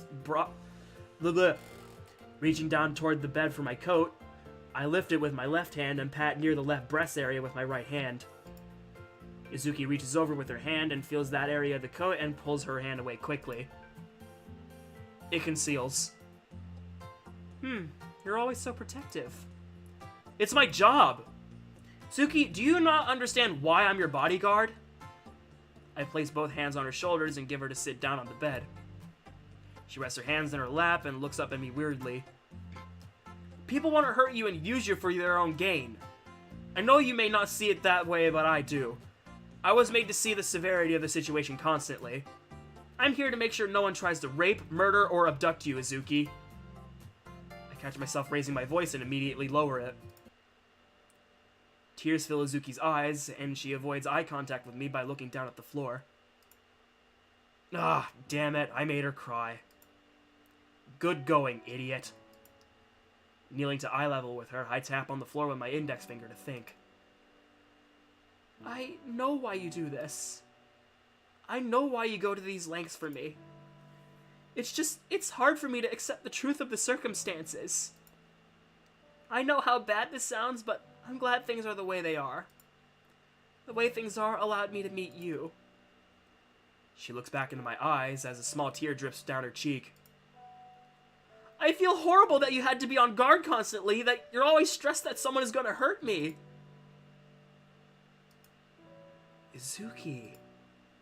I'm used to being under these conditions constantly. My training wasn't for nothing. I've been in this state of mind and focused more than I could think otherwise. I sometimes don't even know how to act when I'm not in focus. Placing one of my hands on hers, I look reassuringly into her eyes. I'm happy to be around you even if I am doing my job. Thank you, Diverse. She leans forward and wraps her arms around me. I do the same and gently pat her back. Alright, enough of this mushy crap. We have to get going. Right. Sitting on the back of the car with Izuki, I fasten my seatbelt, scan outside for anyone acting suspiciously. Oh, I haven't checked chat in a while. Oops. Diverse can do improv very well. Aw, thank you, Demi-Mob! Dude is mad. This chat seemed quiet. Oh, you were talking about chat, sorry.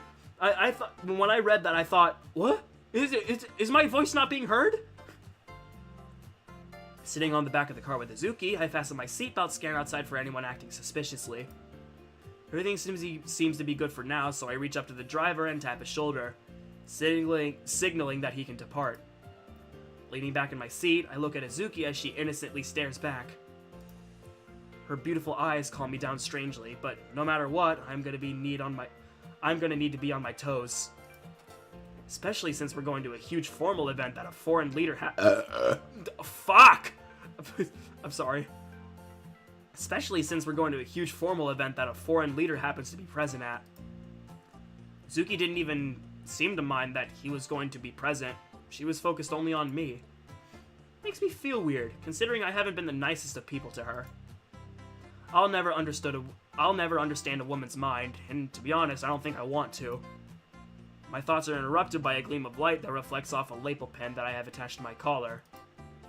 I run my thumb across the very sleek and smooth design of it and think about the security of the event tonight. The dignitary's security is going to be all over the place, which could create problems with how I do things for Izuki. Ashley and the director already reached out to the security detail and informed them of my attendance. They're gonna have their eyes on you, just don't do anything stupid. Her usual naggy briefing rings through my head. However, getting Izuki out in the case of an emergency is going to be a hassle. Even if anything were to happen, it isn't like I could get involved anyway. Well, I have to go watch a premiere. Tell me if something interesting. Alright, Gabriel. Take it easy. Even if anything were to happen, it isn't like I could get involved anyway. At the agency, we have a specific guideline we have to follow during our assignments. The non-interference doctrine. An agent may not interfere in a locality's general operations. An agent may not interfere in a locality's general operations. This can be legislative, executive, and judicial affairs. Basically, if something happens in my country, province, state, prefecture, etc., unless I'm told to act on it, I have to let the government handle it on its own. I can't just walk into a police facility and offer them a round. It could cause complications for them and my branch's leadership. The car slows and turns into a side road towards our destined location. Suki taps away on her phone, completely oblivious to the logistics going on around her. The driver is following a lead car we have set up. The lead car is following a set path by Izuki's father, and a little ahead of us is the preparatory team for the Prime Minister's aid. Every single move we make has been calculated days beforehand. But to someone like her, who just lives her life day to day like a normal person, she wouldn't notice things like this. In her mind, she's just on the way to a party so she can meet people and have fun. As we reach one of our predetermined markers, I clear my mind and I clear my mind and prepare for the night. Clearance? A very tall and very built man stands in a suit guarding the stairwell. I reach into my coat pocket and retrieve my ID. Holding out to him, he silently inspects it and then gestures for me to go up. Thank you. Don't mention it, sir. Proceeding past the man and up the dark stairwell, I head towards the rooftop. The party has been going very well for the night. Everyone seems to be having a nice time. No issues, no calls for help, no overly drunk people getting too ambitious, everything's going fine. The soft echo of my feet against the concrete staircase reminds me of where exactly I am. But I don't let that bother me. I have a goal in mind, and that is on the roof. The cool Pacific breeze brushes against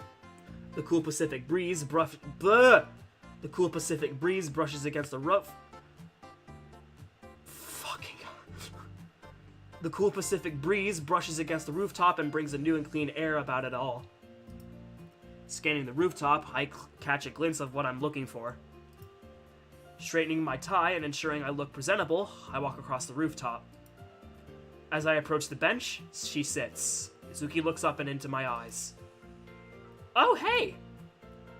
I sit down next to her on a small bench that overlooks a very scenic seascape. Izuki's hands are placed neatly in her lap. She twiddles with her fingers as I lean back. You needed to get away for a bit, huh? Yeah, I wanted a little bit of peace and quiet. I'll stay quiet then. Not you, silly. I could listen to you for hours on end. Be careful what you wish for, Izuki. Why? Because it just might come true? Izuki scoots down close enough to where our arms touch. She looks away, evidently trying to hide how red her face is. I keep my cold gaze out onto the landscape before us. Beautiful. Huh? Oh, the view we have from up here. Yeah, it's very nice. I wasn't talking about that. A smug smile forms across my lips as I avoid eye contact with the even more red-faced Izuki. You know, I enjoy the calm and serene times like this. She rests her head on my shoulder and looks out at the scene with me. I'm not used to it, but I can't disagree. Well, maybe one day you can get used to it. Maybe one day.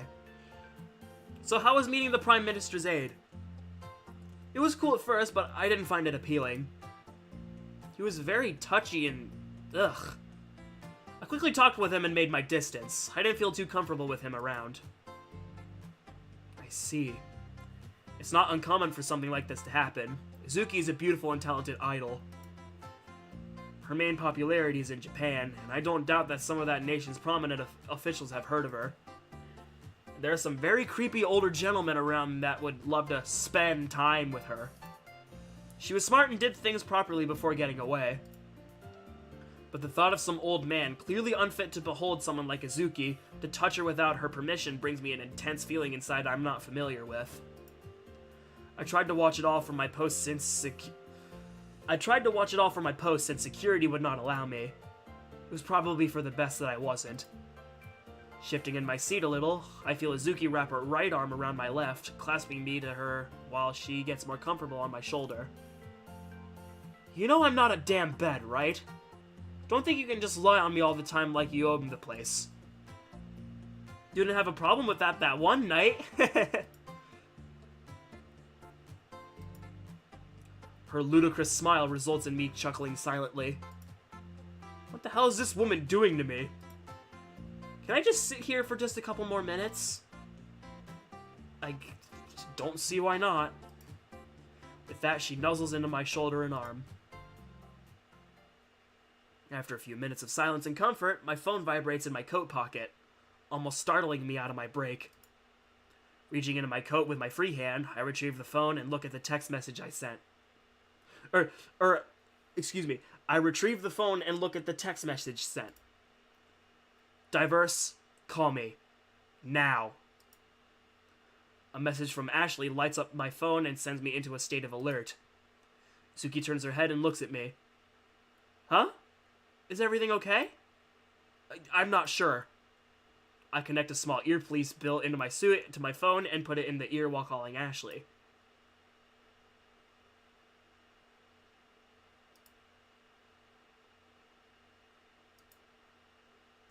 The sound of the phone answering on the other end prompts me to answer. What is it? The event you're at with Izuki. Where are you in that building? We're on the rooftop. Ashley's tone of voice instantly causes me to sit up straight and start looking around. Field operations just called in a threat made to the Prime Minister's aid. We're unsure of the scope of the threat, but since you have a designee there on your contract, be prepared. Have you evaluated the threat? We're currently in the middle of it. Unknown force, strength, and means. Be prepared for anything. You understand me, Agent? Yes, ma'am. Oh, and if you need to... Ma'am? Get involved. I understand. I'll remain on standby. You're on Agent Comms, right? Of course. Let me know if you hear anything. Let me know if you see anything. I press a small button hidden on a specific part of my sleeve, which mutes the line. What's going on? A threat was reported against the big guy downstairs. I've been ordered to keep my eyes open and be prepared if anything goes down. What? I remove Izuki from my arm and stand up from the bench. Stay down and out of line of sight from any surrounding windows. Izuki's eyes emanate concern while she does as she's told. She quickly jogs toward a small wall that would block her from being seen by any windows in that area. Approaching the ledge, I peer down towards the ground at the street for any disturbances. Nothing. Turning on my heel, I jog to the opposite ledge south of me and look down it as well. Moderately dark alleyway runs across the side of the building. Few people stand around it and chatting. The other two sides of the building running along with businesses, so those aren't a concern unless there is a sniper, which I've been scouting out every window I get the chance to. If I was a sniper and I was planning to take out a high-value target in a venue like this, I would first learn the escape routes and get in a position that could have a full view of them with. Next, I would locate any potential hazards that could compromise my position. Time of day, the traffic around, height and distance compensation, and where I'm planning to take the shot at.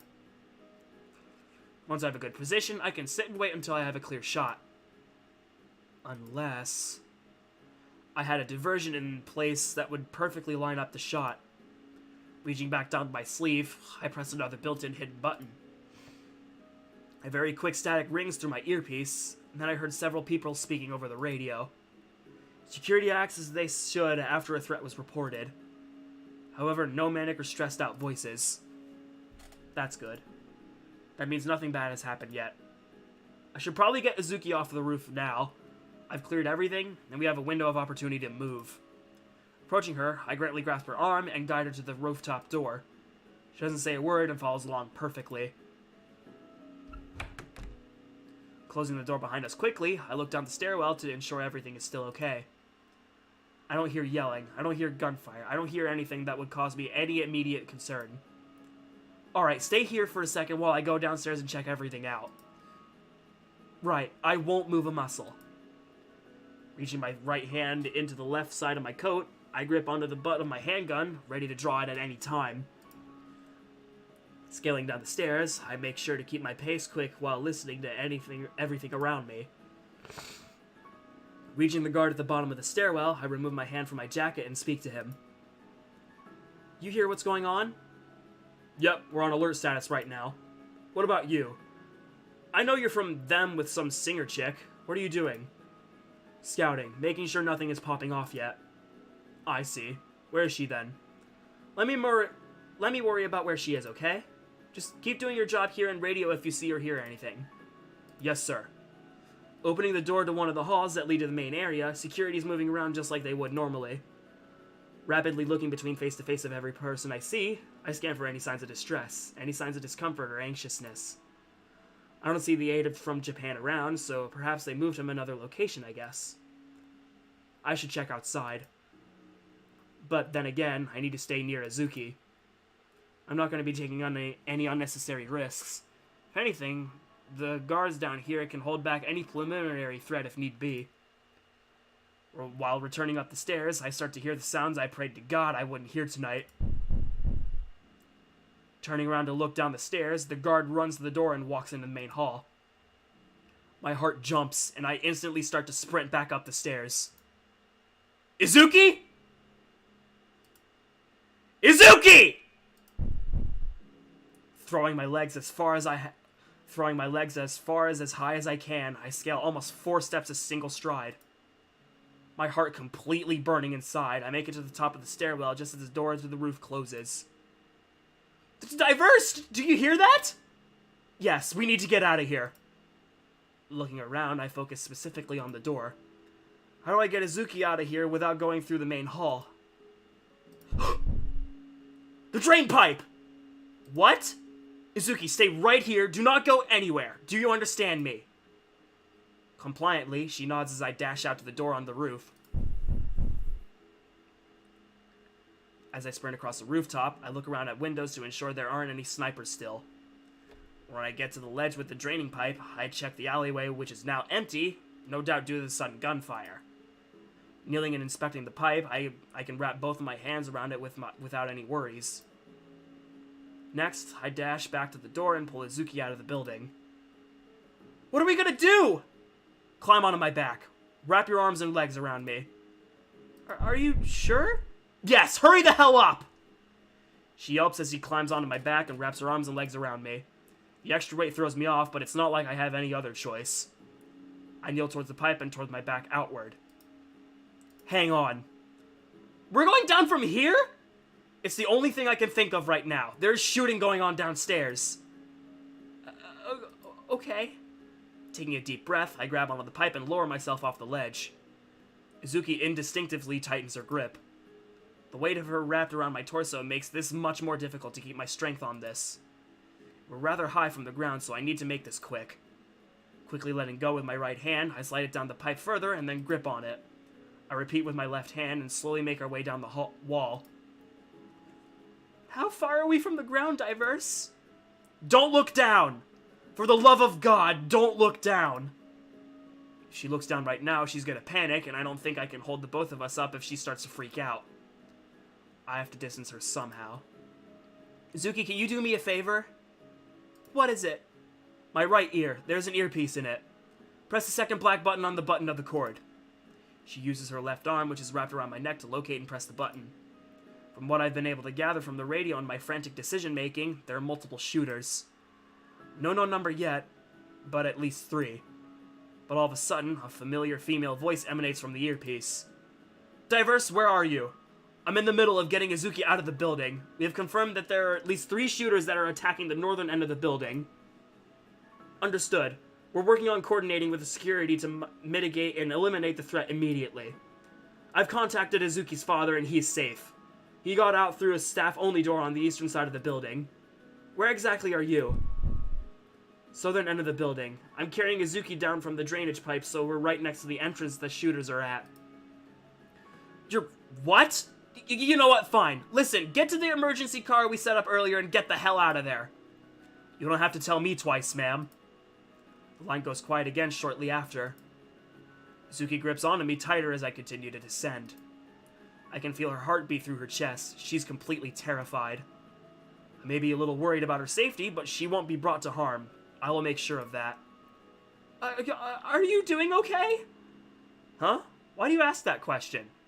Trying my best to keep my voice calm, I answer Izuki as a reassuring voice. But underneath that, I am struggling.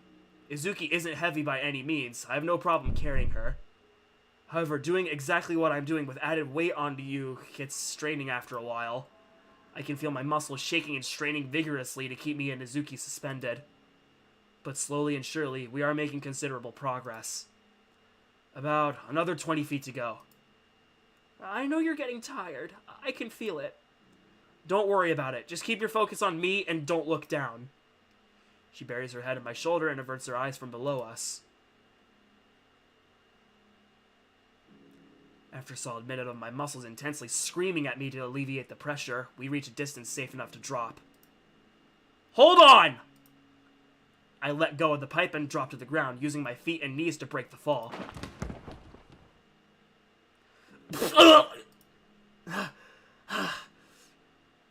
I rest my hand against the ground as support while I take a second to breathe. Izuki hops off my back and crouches next to me. We have to get out of here. Take my hand. I can help you up. She offers her hand to me, but I slap it away. I'm fine. Standing back up, I ignore the ache that comes from my left shin and start to navigate the alleyway with Azuki. There should be... A car rolls up ahead of us, blocking our exit from the alleyway. Reaching into my jacket and gripping onto my handgun, I prepare for the worst. The window rolls down and Azuki's father shouts at us to get in. Both of us sprint to the car and get in the back. As the car speeds down the narrow roadway, I look over at Azuki one more time and try to make eye contact with her, but fail in doing so. She keeps her hands clasped together on her lap and avoids eye contact with everyone in the car. When we get home, she will be safe. I promise. Wait a second. Something outside my window catches my eye. When I turn my head to look, my eyes widen and I immediately shout to everyone in the car. Everyone brace! Grabbing onto a handle installed to the roof of the car, I reach over and grab Izuki, keeping her secured in her seat.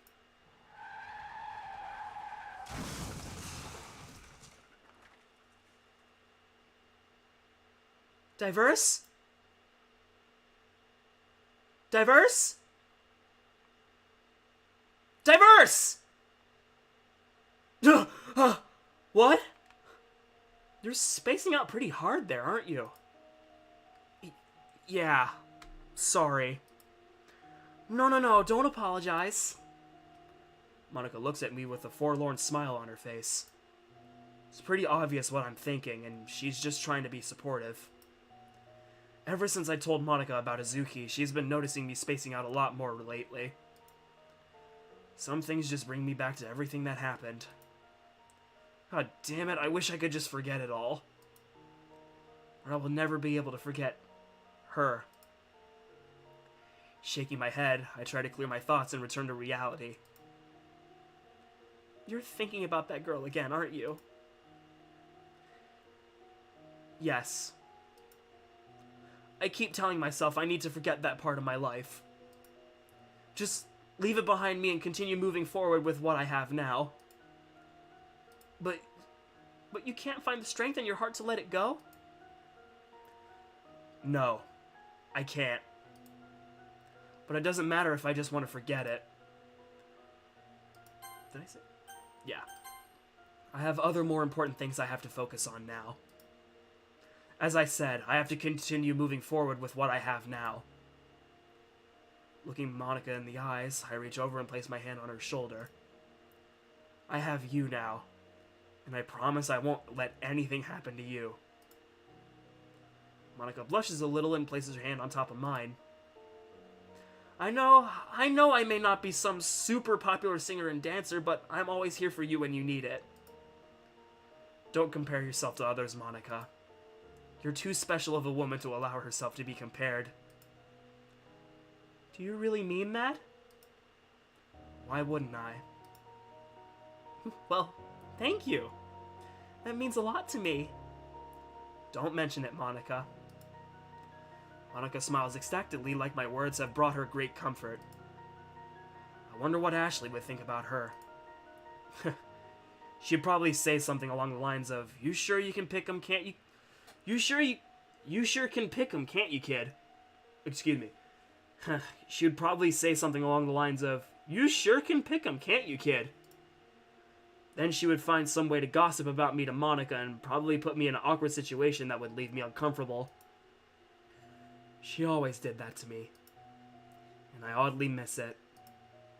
Wait a minute. I just got a great idea.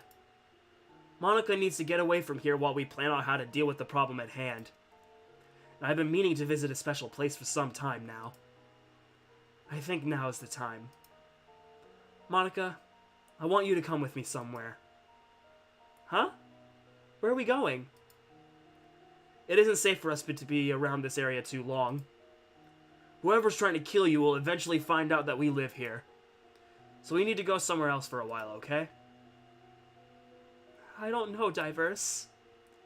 The idea of leaving everything behind really doesn't sit well with me. Everything is happening too fast, and I don't want to lose my place here. You won't. But for now, it is smart that we leave this area and figure out a plan. I promise you we will come back. Monica sits on the couch next to me and visibly ponders to herself. A decision like this would need to be considered with great thought. But it isn't like we have any other choice right now. Alright. I trust you. Alright, give me a minute so I can organize transportation for us. Right. Placing my hands on my knees, I stand up and reach into my pocket for my commissioned phone. Opening it up and accessing my contacts list, I scroll past Julia and immediately feel empty inside. Pausing halfway down the list, I scroll back up and press call. But unfortunately, Julia doesn't answer her phone. It just immediately directs to voicemail. When I'm prompted to send a voicemail, I try to leave a hopeful message. Julia, it's me. Please call me when you can. I want to talk to you about what I said. Pressing N, Monica and I exchange looks of understanding. Since Julia is ghosting me, I'm gonna have to resort to another method of transportation. And I'm not going to be risking Monica's life by taking public transportation like a taxi or train. I'll just have to use the resources the agency gives me. Finally reaching the bottom of my contacts list, I see a familiar name and press call.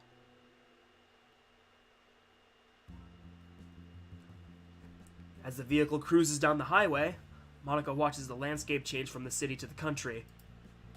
By request, she says shotgun. It's so pretty out here. Have you never been out of the city before? What? Oh, excuse me. Have you never been out of the city before?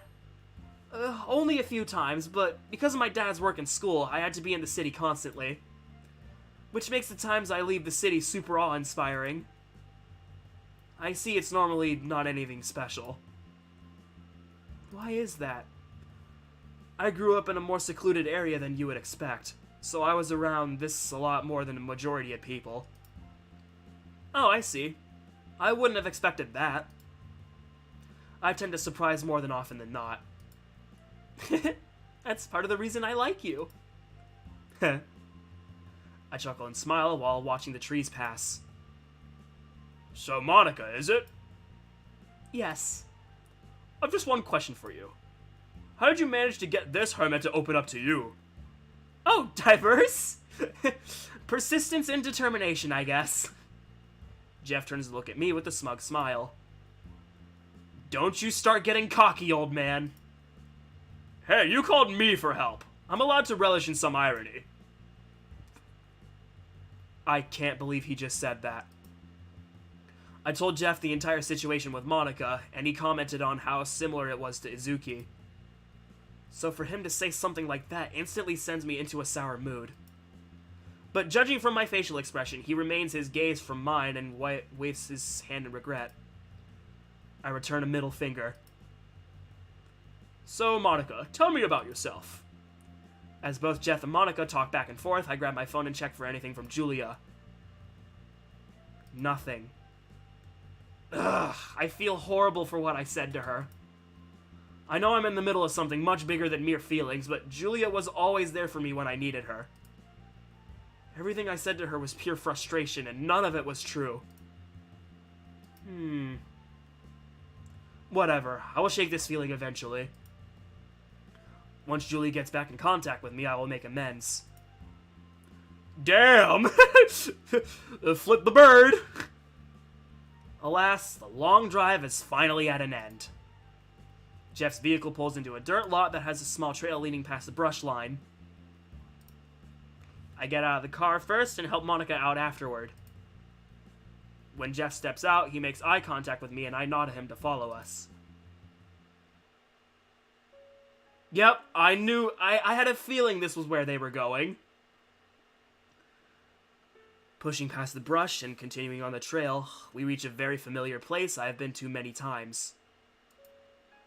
This is the lake that Ashley loved to spend time at. She took me here a lot when I was younger. It was because she loved being here that I eventually grew fond of it as well.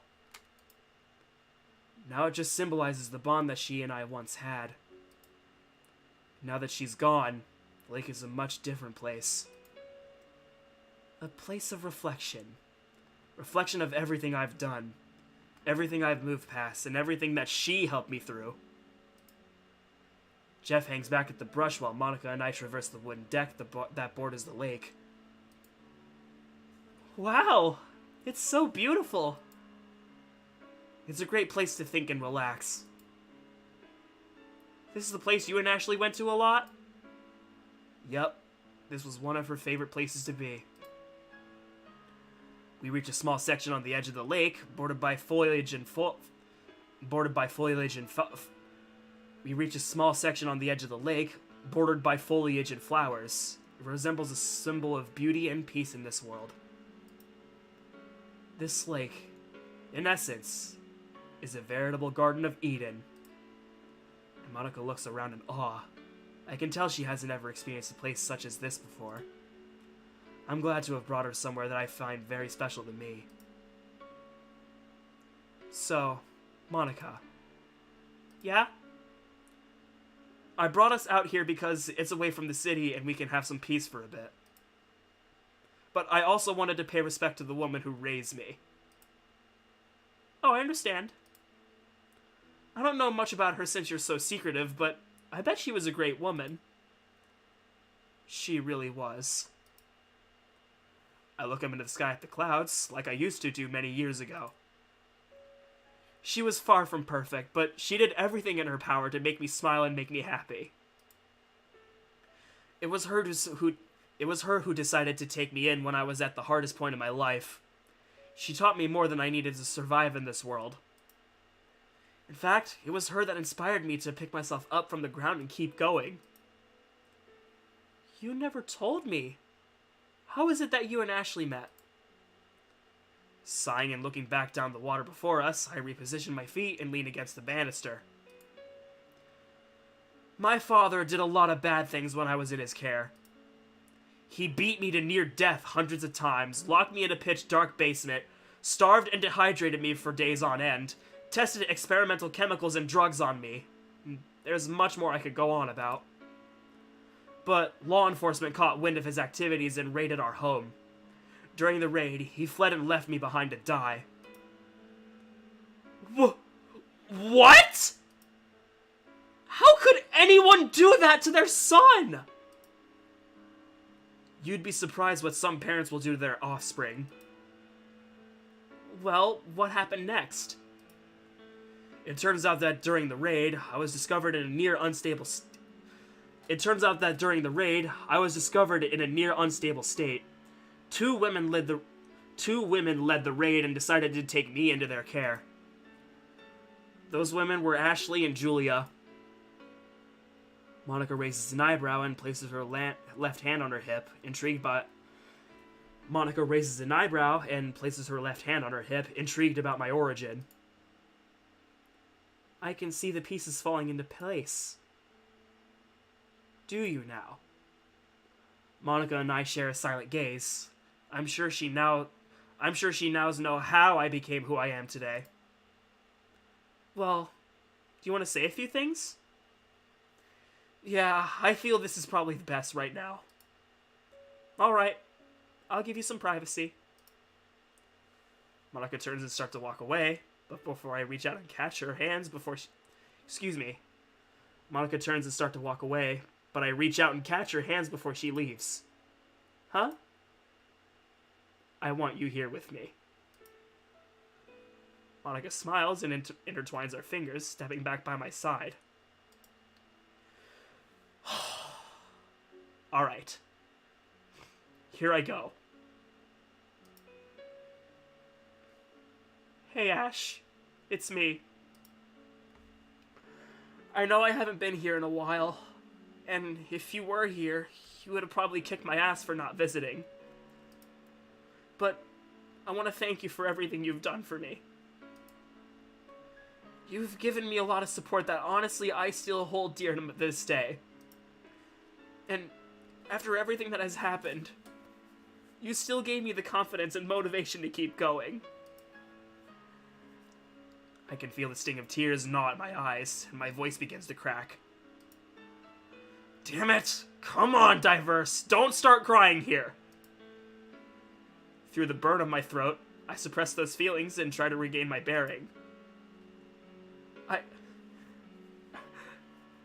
I'm sorry. I never got to say that I never got to say that to you, and I wish I could have said it while you were still alive. Thank you for everything, Ashley.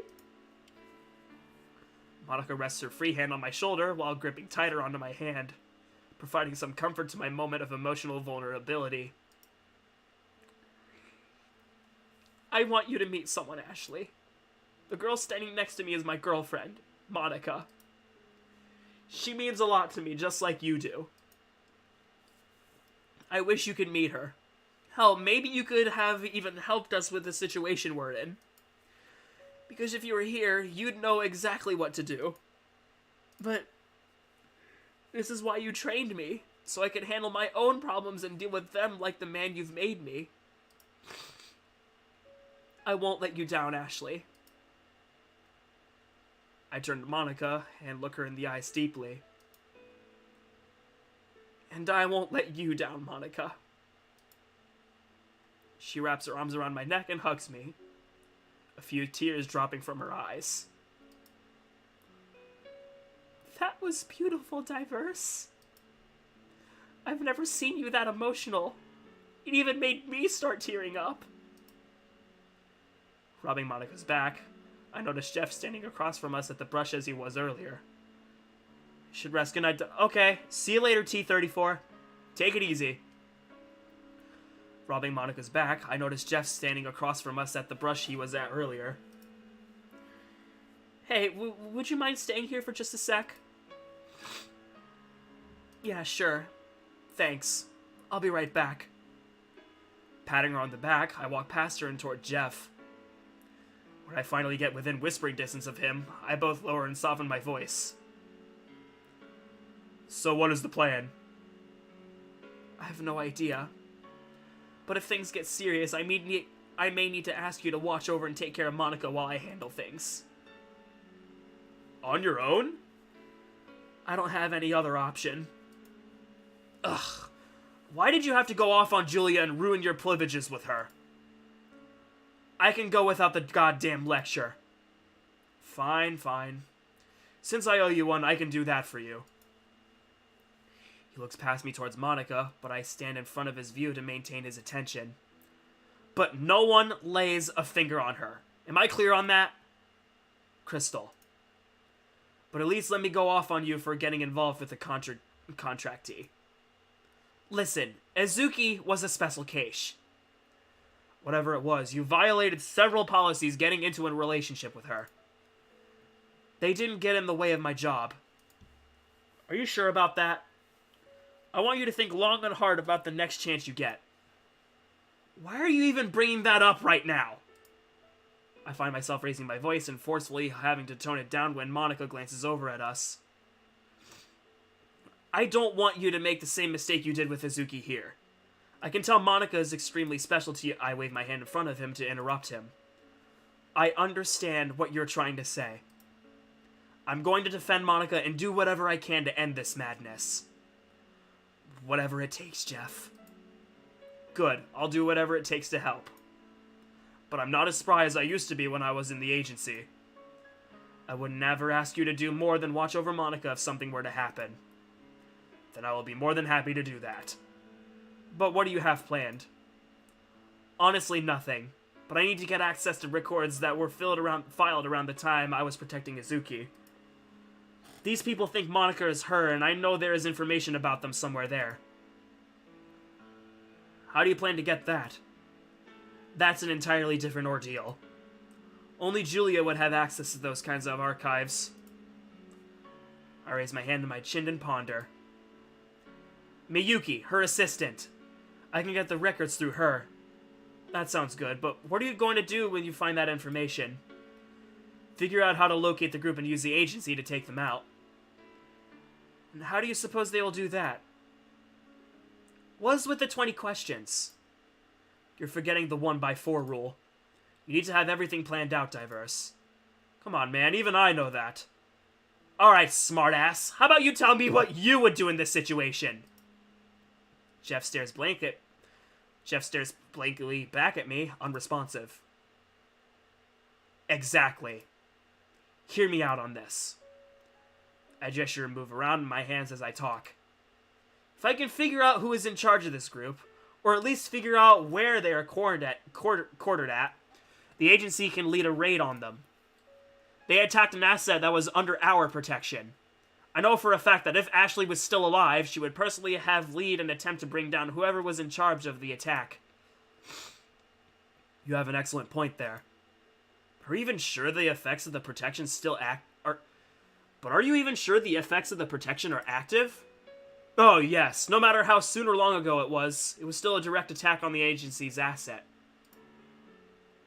You better find out who is responsible for this then. Fast. You don't have to tell me twice. All we can do right now is wait. I'll contact Miyuki myself and get the information out of her. Got it.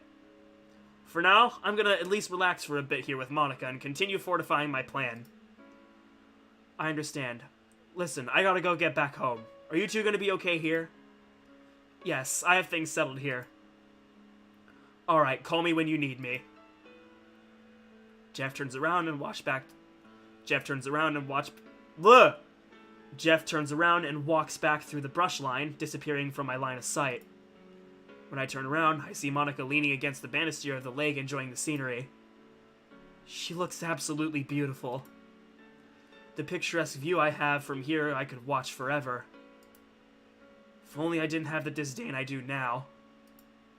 I brought Monica here because of what is going on. I never wanted it to become like this. I would have preferred to bring her here on much happier circumstances. That's why I feel I am not worthy of a sight like this. Monica looks over and notices me looking at her. She smiles and waves me over. All done with your conversation? Yeah, sorry about that. Don't apologize. What else did you have planned for us? For now, we can just relax for a bit. I feel it's something we both need at this point. I agree. Come, I know somewhere where we can go. Following a wooden path that directs us away from the lake, I take Monica to a small clearing just like Ashby brought me to years before. When we reach the full clearing, I walk Monica out to the middle of it. So Monica. Yeah? Do you know how to defend yourself? Do you mean, like, fighting-wise? Correct. Not really, no. Alright, you're going to begin learning today. Huh? I'm going to teach you everything I know about personal self-defense. Oh, okay. Let's start with what you already know. I barely know anything about it. Do you know how to make a fist? Of course I do. There's your starting point. Show me a fist. Monica curls her dominant hand right into a fist. However, she places her thumb within her grip, which is a terrible thing to do. Oh god, alright. So, at least that is something. Monica looks at me quizzically. Your thumb placement is erroneous. Instead of closing your thumb into a fist, have your thumb outside your fist, curled along your fingers. Like this? Perfect! The reason this is a right fist is that you happen to punch something hard with your thumb is inside of the grip. You'll lose your thumb. I see. Alright, now that you have a proper fist, I want you to swing at me. What? Are you sure? You're not going to hit me, I promise you. Okay. Monica readies her fist and then throws it at me. Ah! Reaching up to my nose, I feel a small bead of blood drip down my lip. You have to learn to dodge, kid. I'm trying! You're too fast! Stop making excuses! Your enemies won't stop to listen to you like I am. And even then, Ashley almost instantly readies another swing and makes contact with the side of my face. Feels like I'm being hit by a cinder block. God damn it, how have I not broken anything yet? Sensing that she isn't going to swing again without even telling me, I force my eyes open and dash to the side. Her fist barely misses my face. Good job! Finally dodged something for once. You're so fast. You will be too, one day. Remember, you're still extremely young, but you have to learn to dodge anything your opponent is going to throw at you. She kneels to eye level with me and wipes the blood off my face. Anticipate any of the future moves I'm going to do.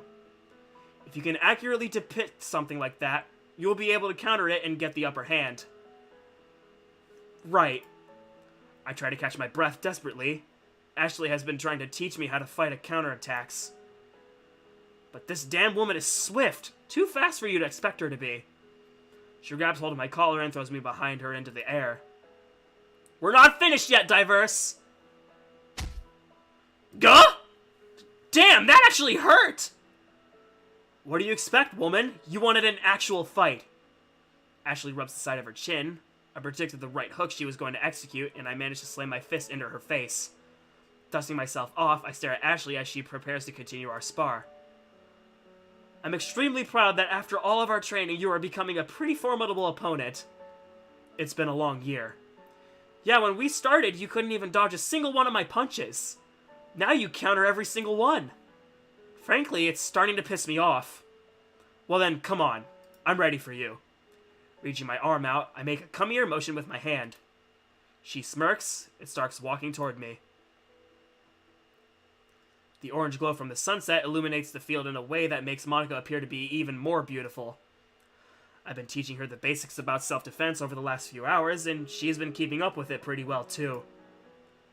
I've been letting her swing at me to get into a good form, and to get the feel of how she could expend her energy.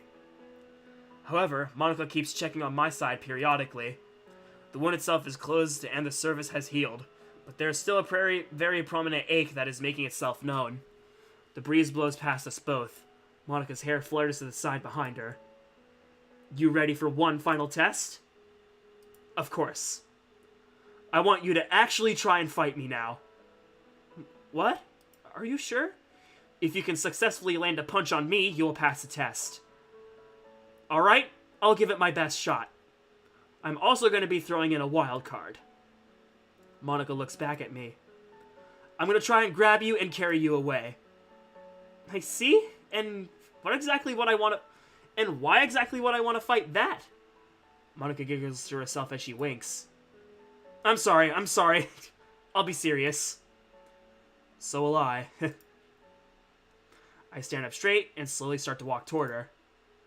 Monica balls her hands into fists and raises them into the proper form I had taught her.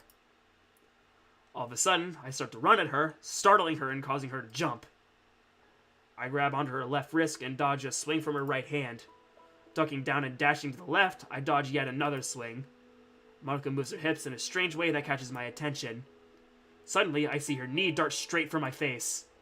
I let go of her wrist, catch her knee, and lift her. What? Catching her off guard, I lift her entire body by her leg and try to throw her off my shoulder. After getting her over my shoulder, I try to run away, but she barrages my back with a flurry of punches.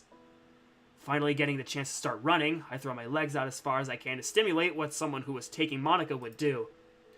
But she turns to the side and kicks her knee into my face. Gah! Sudden blow to my head stuns me, causing me to let Monica go and fall to the ground. I turn around to face her, and from the grasp, she stares back up to me. Damn, girl! You did great! Did I? She breathes heavily, trying to catch her breath. You got a damn good knee in. Stunned me for a second there. That would have given you enough time to get up and run away. I'm sorry if I hurt you or anything. Are you kidding me? I reach my hand down to Monica, offering to help her up. She smiles and takes my hand into hers. But instead of pulling her up with me, she pulls me down on top of her, winking as I fall. Placing my hands in front of me, I land on top of Monica and look in her into eyes.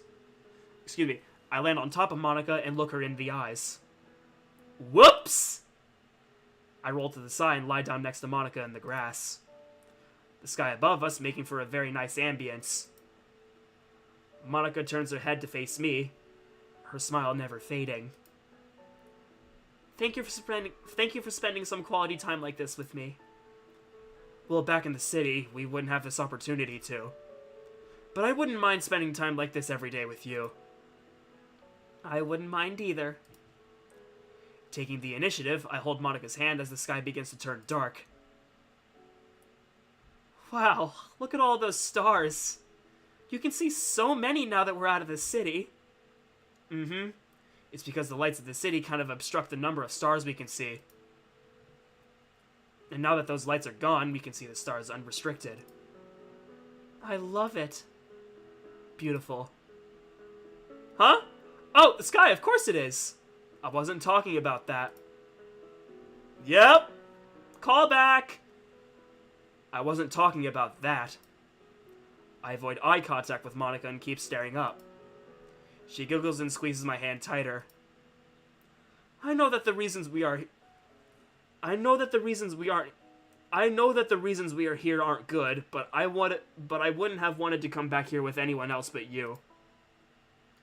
Well, then I'm glad to be here with you, Diverse. Over these months we've known each other, things have been chaotic, but I agree with you. I wouldn't have spent this time with anyone else but you. Monika's words comfort my stressed heart and mind. Monika's words comfort my stressed heart and mind. For once in a very long time, I can breathe and let myself decompress. And I'm sure this is relaxing for Monika as well, despite the constant fear for her life. I just have one question. Shoot. I lift myself with both my forearms and look at her. Where are we going to stay out here? Jeff left earlier, didn't he? Yes, he did, but I already have that covered. Oh? Don't worry right now. If anything, I want you to just relax and enjoy your time right now. As long as you're with me, I will enjoy it. As long as you're with me, I will always enjoy my time. And I mean that too. Thank you, Monika. Please, don't thank me. You've done so much for me that, frankly, I don't think anyone else would ever think of. I don't think anyone else would even think of. After all, you did take a bullet for me. A lot of people can say that they would. Almost none of them would actually bite the bullet per se. I should be thanking you, Diverse. Monika leans over and kisses my cheek. My face immediately feels hot, and I get the immediate embarrassing urge to look away. But I keep looking at the woman in front of me. The woman who calms the raging inferno inside that is my soul and replaces it with a burning desire to give her whatever I can to make her happy. However, in her eyes, I can see that sleep is creeping up on her. We should probably get going so she can rest. Getting back to my feet, I help Monika up to hers. We're getting up already? Yeah, we're both tired and could use some rest. Oh, alright. After surveying the area for a familiar landmark, I find a small trail that Monika and I follow to our destination. We reach a lone cabin along the trail that sends a shiver up my spine. Grabbing one of my keys, I unlock the door to the cabin and find that it's still the same way as it was left all that time ago. I am almost compelled to say, "I'm home!" and wait for a response. But as silly as of an idea that is, I know I won't get one. What is this place? Monika walks through the door and looks around curiously. This was Ashley's cabin. It's still here? Yep, Julia maintains it for us since I didn't get the opportunity to head out here anymore. Seems like she's doing a good job at it. The cabin is rather small, but that never bothered Ashley or Julia. Ashley was a minimalist. She didn't require much stuff to make her happy, but when she did have something, she made sure it was quality. Take the cabin, for example. It has a lot of foreign influences put into the layout, but you can see that it was once lived in by someone who cared for it. Having not been in here quite some time makes me feel extremely odd. It just isn't the same without her here. Besides the various pictures that still hung up on the walls, I find myself subconsciously looking around and hoping to see the woman who raised me. but my abysmal reflection is interrupted by Monica placing her hand on my shoulder. Hey, you doing alright? You're extremely quiet. Yeah, I'm fine. It's just that I haven't been here in such a long time. Takes some adjustment. I understand. Is there anything I can do to help you with that? Nah, don't worry about it. I'll be alright. Monica nods her head as she sits down on a pillow set for the floor. Oh god, I remember this. Smirking as I almost hear her voice in my head, I sit down next to Monica. So you lived out here? Yep, this was where I was raised for the most part. You're so lucky. If you could even call it that. But I guess it is something that not many people have had the privilege to grow up at. To be completely honest with you, I didn't pay much attention to that at the time. I was constantly focusing on working on something else that Ashley or Julia were working with me on. I see. Monica tries to fight a yawn after saying that, but fails horribly to do so. Afterwards, she looks away in embarrassment. Sorry about that. Am I that boring? No! You don't need to lie. You're horrible! Monica gently pushes me to the side while giggling. I'm just tired. Well, why don't we get some rest then? I'd love that. Patting my hands against the ground, I stand up and walk over to the side closet. Opening the door reveals a bunch of packaged... Opening the door reveals a bunch of packaged... Opening the door reveals a bunch of packed away stuff, including what I'm looking for. A small chest that contains linens and pillows. Grabbing a sheet, a blanket, and 2 pillows, I walk across the room to an empty mattress. I take the bed wall, thinking to myself how the sleeping arrangement is going to be. The bed is pretty small, so if Monica and I decided to sleep in the bed together, we would be closely confined. I don't want to make her uncomfortable or anything like that, so it might be best if I offer her the bed and sleep elsewhere. Plus, it wouldn't be easy for me to fall asleep tonight. A majority of my night will probably be sitting outside thinking. After making the bed, I turn to Monica and gesture towards it. You're free to have my bed. All to myself? Are you sure? Yeah, the bed looks too small for the both of us anyway. Well, aren't you a gentleman letting the girl have the bed? She gets back to her feet and walks across the room to the bed. Sitting down, she runs her hand along with the blanket. I think both of us could fit. Oh, I knew she was going to do this. I guess you could say I played the situation out to result like this. But I genuinely didn't want to make Monica feel uncomfortable by assuming we would sleep in the same bed together so closely. If that's what you want, like, how am I gonna deny that? Sharing a bed with a pretty girl? I'm all for it. Only if that pretty girl is me. Monica winks at me, internally sending me into a fluttering haze. Well, who else would it be? You seem to be one of the only people who can talk to me normally. Monica doesn't respond and just smiles at me. She winks while she puts her hand on my shoulder. I guess I'm lucky then. She lifts the blanket from the bed and climbs underneath it. Fighting the urge to walk away, Monica stares up at me and invites me to the bed with her eyes. Finally, giving in to my exhaustion in her invitation, I get in bed. While I lie my head on the pillow and face Monica, her emerald eyes look back at me. Her smile, paired with the warmth of her body and the blanket, makes me instantly calmed. I reach over to her and rest both of our foreheads together. Her lips inches from mine. We share a kiss. An electrifying feeling that comes from my heart courses through my veins. This feeling, I'm not used to it at all, but I love it. It's because of Monica. My feelings for her burn intensely from our kiss. The result I have to protect this woman is further reinforced, like I have a brand new fire inside to see Monica through this. Never pulling our heads away, we look into each other's eyes and continue kissing. Monica lies quietly dreaming beside me while I stare at the ceiling. The only sound that can be heard are the crickets outside. Even right now, my mind is calm and quiet. It's been quite a while since I was able to de-stress like this. Well overdue, too. But I suggest I should go ahead and do that walk I had planned. Looking back at the sleeping beauty beside me, I slip out of bed and get dressed. Being as quiet as possible so I don't disturb her. Covertly sneaking out of the cabin, I close the door behind me and drop down to the ground. Both of my hands in my pockets, I turn to my left and start trailing down a small dirt path. The path leads me down a decline towards the field Monica and I had been earlier. That isn't my destination, neither is the lake. I wanted to take a walk and practice my wording to Miyuki, being that she is more likely to help me than Julia.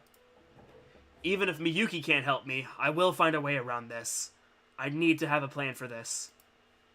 And I don't doubt that I will have one soon.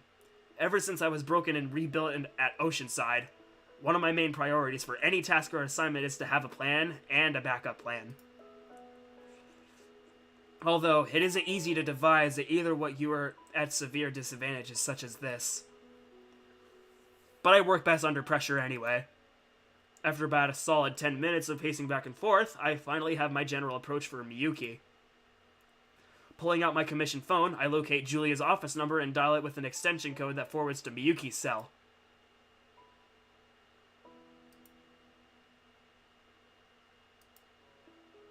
Hello? Miyuki, it's Diverse. 4219?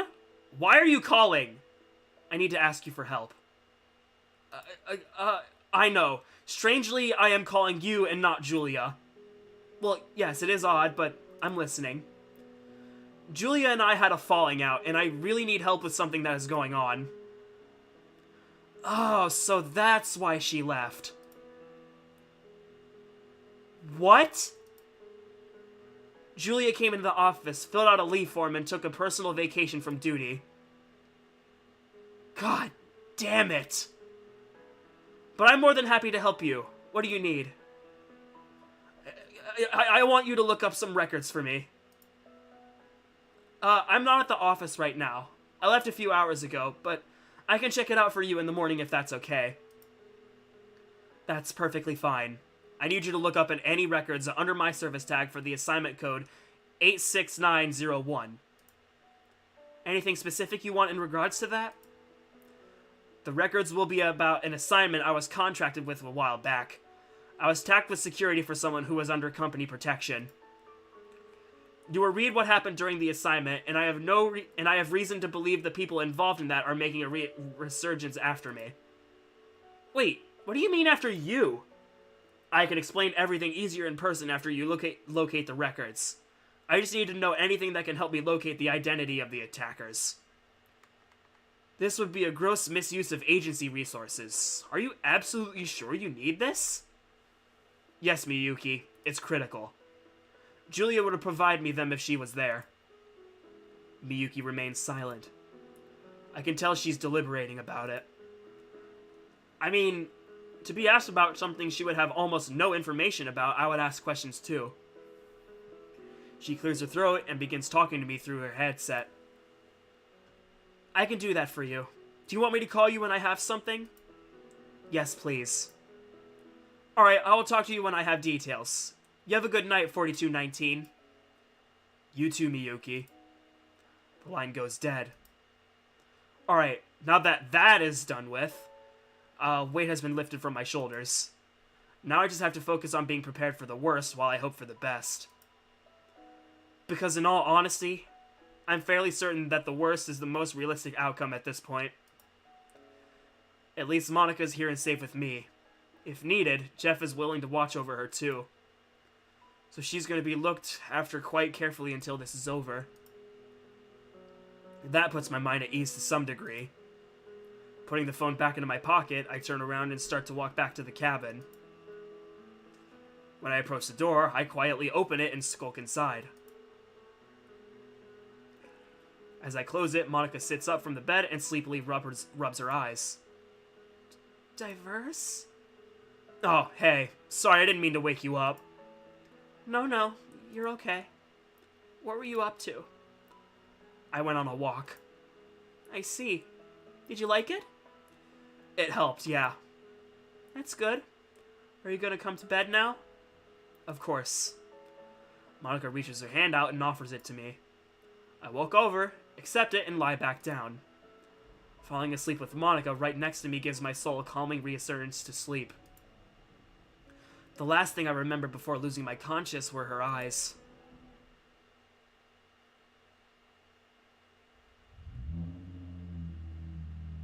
Hey people. Hello, la pollo. Or the chicken in Spanish.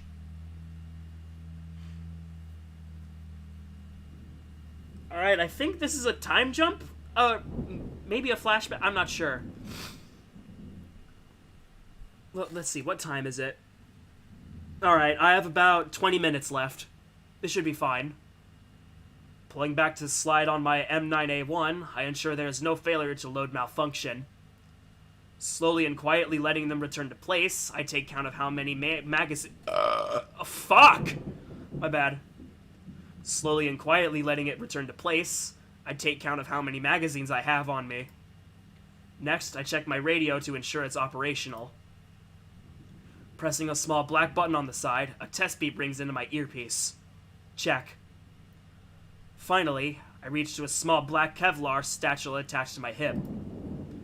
Unzipping the metal zipper and grabbing several instruments and parts, I take inventory of my weapon modifications. Everything is here and prepared. Now I just have to wait for the cue. Keeping my finger off the trigger, I line up on the outside of the brick wall. In front of me is the wooded area I had been briefed on, and my targets are roaming through the air. Lightning strikes off in the distance in unison with my watch beeping. Turn the corner of the wall. I crouch right along the brush line, making sure to stay as close to the brush and the ground as possible. Jumping between tree to tree, I notice the tracks on the ground of my targets. Kneeling to the softened, almost muddy ground, I examine the tracks. 4 individuals, most likely men due to the foot width, all wearing identical treaded boots. They are moving north along the path. Keeping the sound of the storm as my main cover, I keep my pace and path along with the brush. As I follow the tracks, I can begin to barely hear audible speaking through the storm. I can't make out what they are saying, but I can tell this is multiple people conversing. Creeping closer and closer, I keep my hands wrapped around my handgun, fingers still off the trigger. Lightning strikes again and allows me to see the group of people I have been tailing. They all wear with what looks like to be navy blue digital disruptive pattern combat uniforms. All match the ID I was given. Alright. There they are, Diverse. I need to distract them somehow. Looking around, I notice a pretty large rock that I'm sure I can throw. Holstering my weapon, I grab the rock and throw it above their heads. It smacks another rock right next to them, causing them to look towards it and draw their weapons. Great! Now their attention is diverted away. I grab my handgun and dart to the left brush line, allowing me to move around their backs. Oh, Jesus Christ! Oh, oh, okay. I'm okay.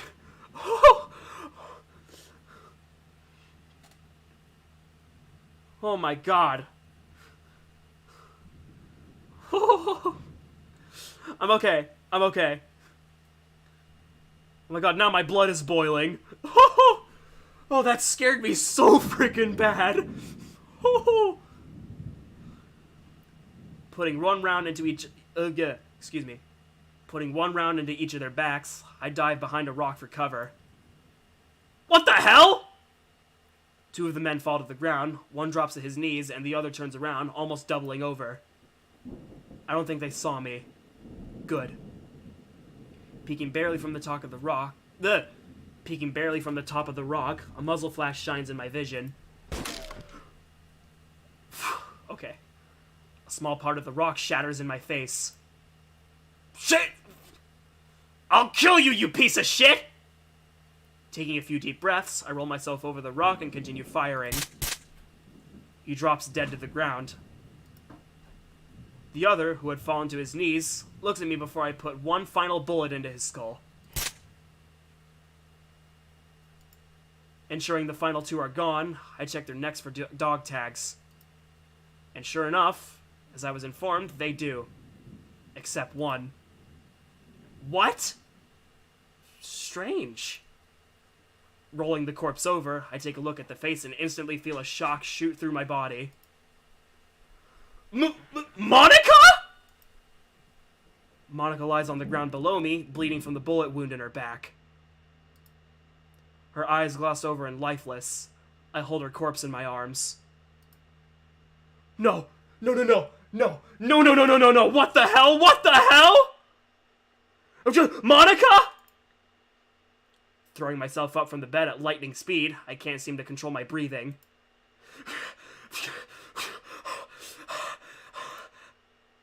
My heart rate skyrockets and almost deafens me from anything else.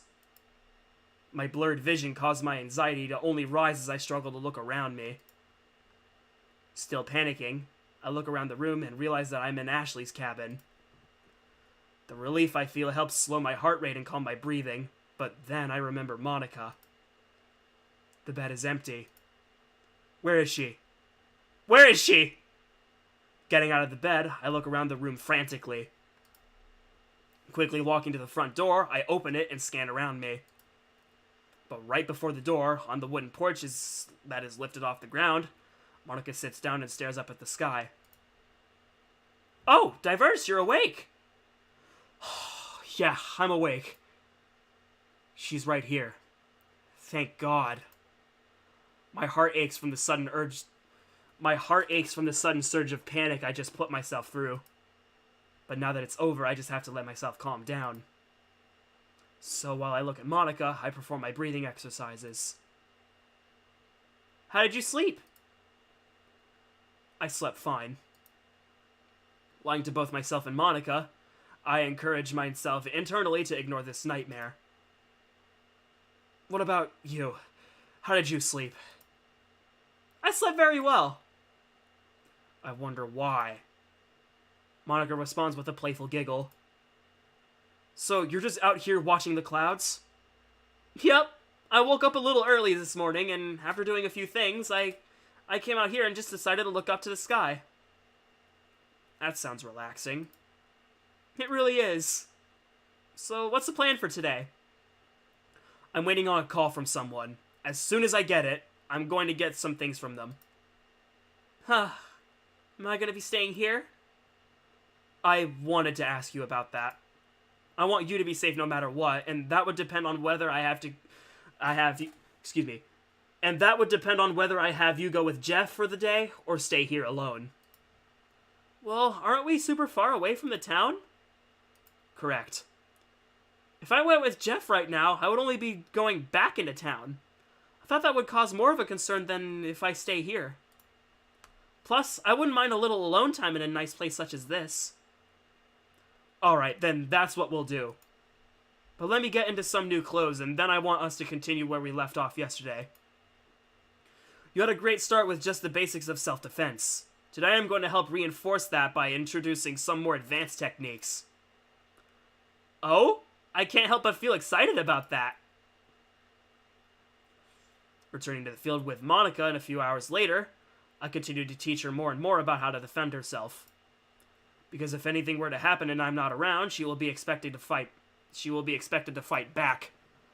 Monica's a tough girl, and I know that she wouldn't let anyone harm her easily.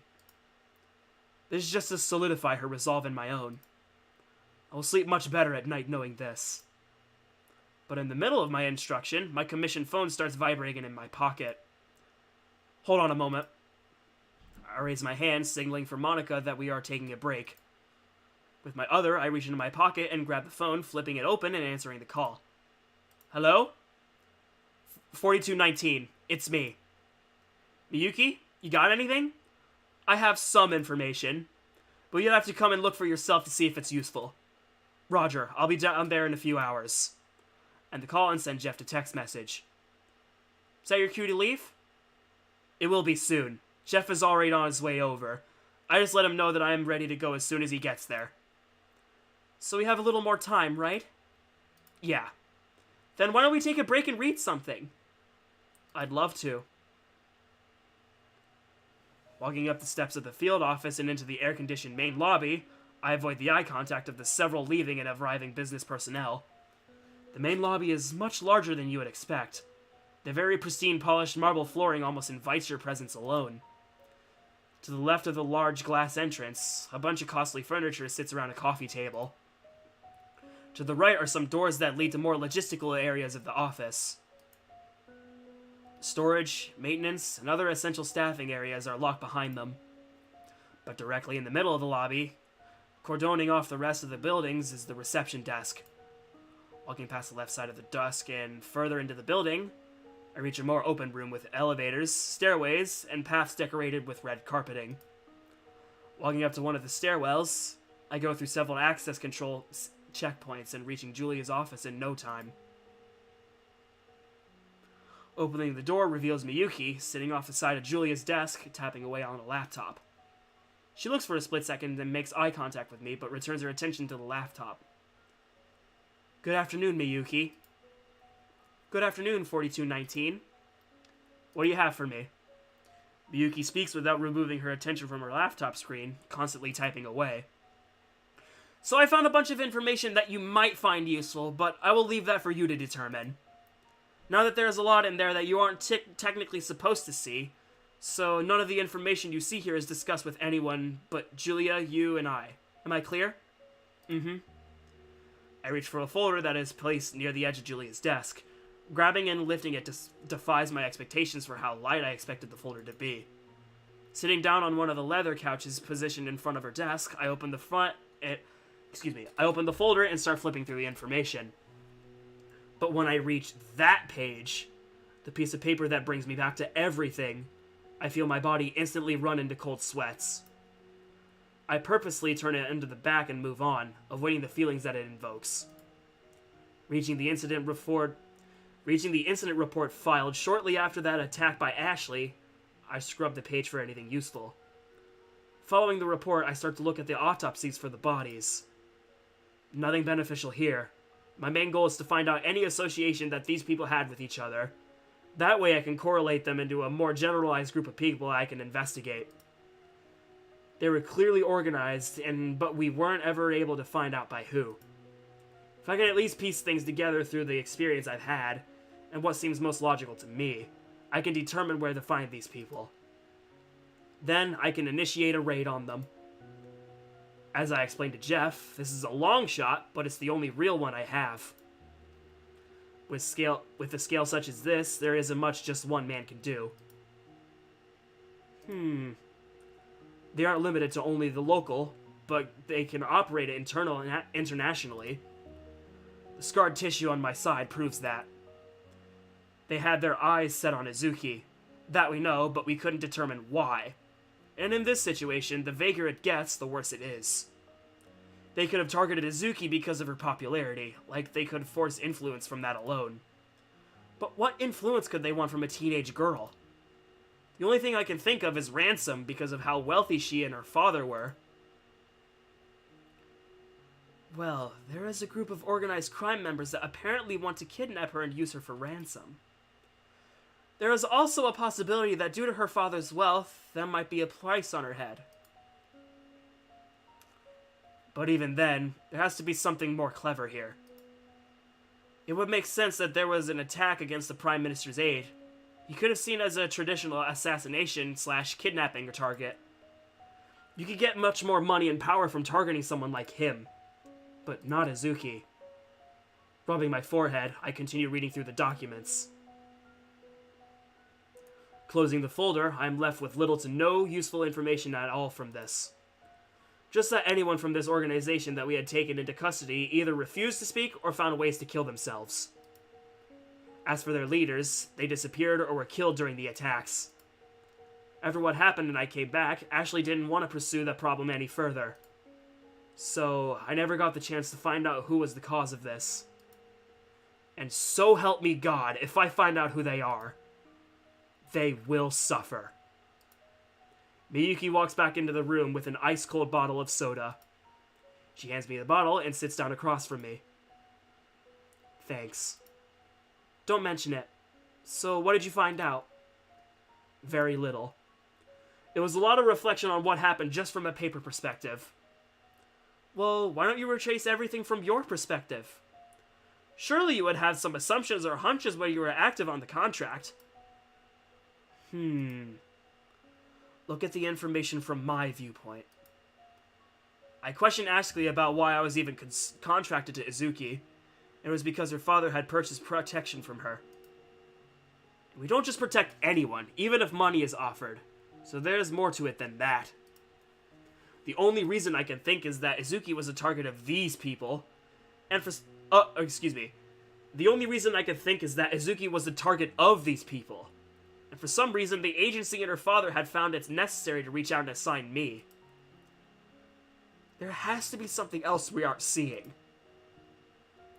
Something else we just aren't getting. Tell you what, I'll try to do some more investigative work regarding the receipt. Huh? You know, looking at the reason why we were even accepted the contract in the first place, let alone assign a 4-digit to it. Ashley said it was for efficiency. Does that make any sense to you? Yes and no. I can understand why sending one 4-digit instead of a team of 5 digits is efficient, but not for this type of ordeal. Exactly. Maybe there was something Ashley never told you about the assignment that we just haven't found out yet. Not likely. She was very open with me about it.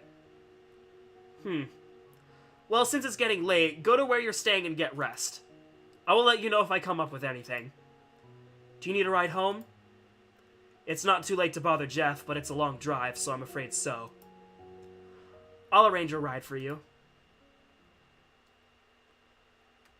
Walking up the dirt trail towards Ashley's cabin, I keep my wits about me so I can sense if anything has happened. The light inside is on, and the sunset doesn't reveal anything suspicious. Keeping quiet while I reach the door, I open it and peer in. Monica? The empty room instantly starts to send me into alert. Walking completely into the cabin, I knock on the bathroom door and closet doors. Nothing. Damn it! Rushing out of the front door, I quickly pace around the side of the cabin for footprints. But after paying extra attention to the dirt and grass around the cabin, they remain undisturbed. I knew I shouldn't have left Monica here alone. What was that? I turn my body around in circles to try and pinpoint the sound. Hearing it again, a shocking realization hits me. That's Monica! Getting the direction of the sound, I start to sprint towards her. Finally reaching the field, I sprint out into it. Diverse? Monica, are you alright? Yeah? Why do you ask? You weren't at the cabin when I came back right now. I heard you off in the distance and feared the worst. You worry too much, Diverse. A voice behind me sends an ice-cold sweat down my back. Slowly turning around, I notice Julia in her usual exercise attire glare back at me. What the hell are you doing here? Julia has been teaching me more about how to defend myself. Has she now? Yes, now, would you mind? We're having a little girl time. Go get lost for a while. Julie says that and waves me off. Complying, I wave at Monica as I walk back to the cabin.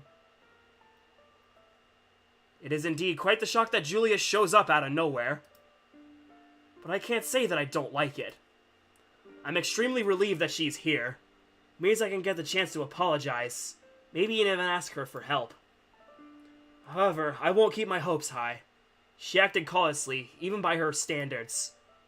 And I wouldn't blame her. I told her she was nothing to me. So I wouldn't for a second doubt that she's still hurt. But I'm grateful that she is helping teach Monica stuff to defend herself. I learned how to fight from both Ashley and her.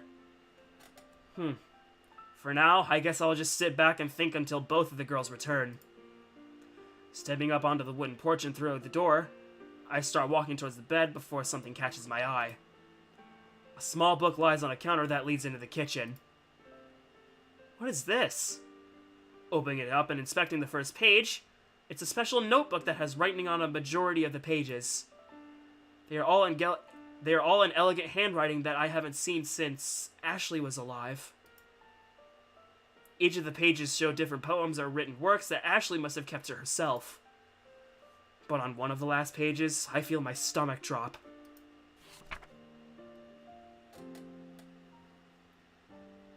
As we travel down this winding path, with our fingers interlaced, strange noises echo through the trees. The wind gently strikes your face. Wild and shrouded things surround us. But these we do not fear, for we are traveling down this path and staying ever near. My son, one day the path may split. By your side I may not stay. When this time comes, do not be afraid. Hold fast and mind your way. I've seen you brave the darkness and the tears of the night. Excuse me. I've seen you brave the darkness and the terrors of the night. And through the darkness of the dark, you have always been my light. And someday, my son, when I am gone, the journey you'll continue. Another soul my warden too, and speak something within you. Reach out, my son. With your hands, reach out, and travel by their side. They're stronger than just one, for I will be your guide. I'm making you a promise, son. In your mind, hold it even fast. Excuse me. In your mind, hold it ever fast. Wasn't there for your... Excuse me. I'm making you a promise, son. In your mind, hold it ever fast. I wasn't there for you first breath, but I'll be with you until my last.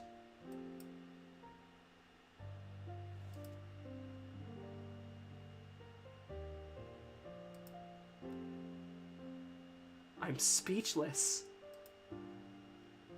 This came from Ashley? No, it couldn't have. She was never this way with me. She never spoke or acted like this. Unless she purposely hid it from everyone. Licking the top of my thumb and turning the page, I found one last poem. But it's not in Ashley's handwriting. It's in someone else's. This hand I hold as my strength, my rock when I am weak. It guides me through the darkness and saves me from the shadow of death. This hand I hold is not my own, and it is not one, but two. It is a partnership of mine and his, but it is also a part of you. You took this hand before I did. You led it down the path. You gave this hand its strength and courage, then gently passed it to me. This hand I will hold forever. I will quell its fear and tend its wounds, and in this task I am not alone, as a mother's love never ends. Reading Monica's writing, I picture how Ashley would respond to it. This was an unspoken bond between Monica and the woman who raised me. Without even telling me, Monica accepted the responsibility that Ashley had hoped one day she would take. Something within myself has changed. I don't know what, but I feel different now.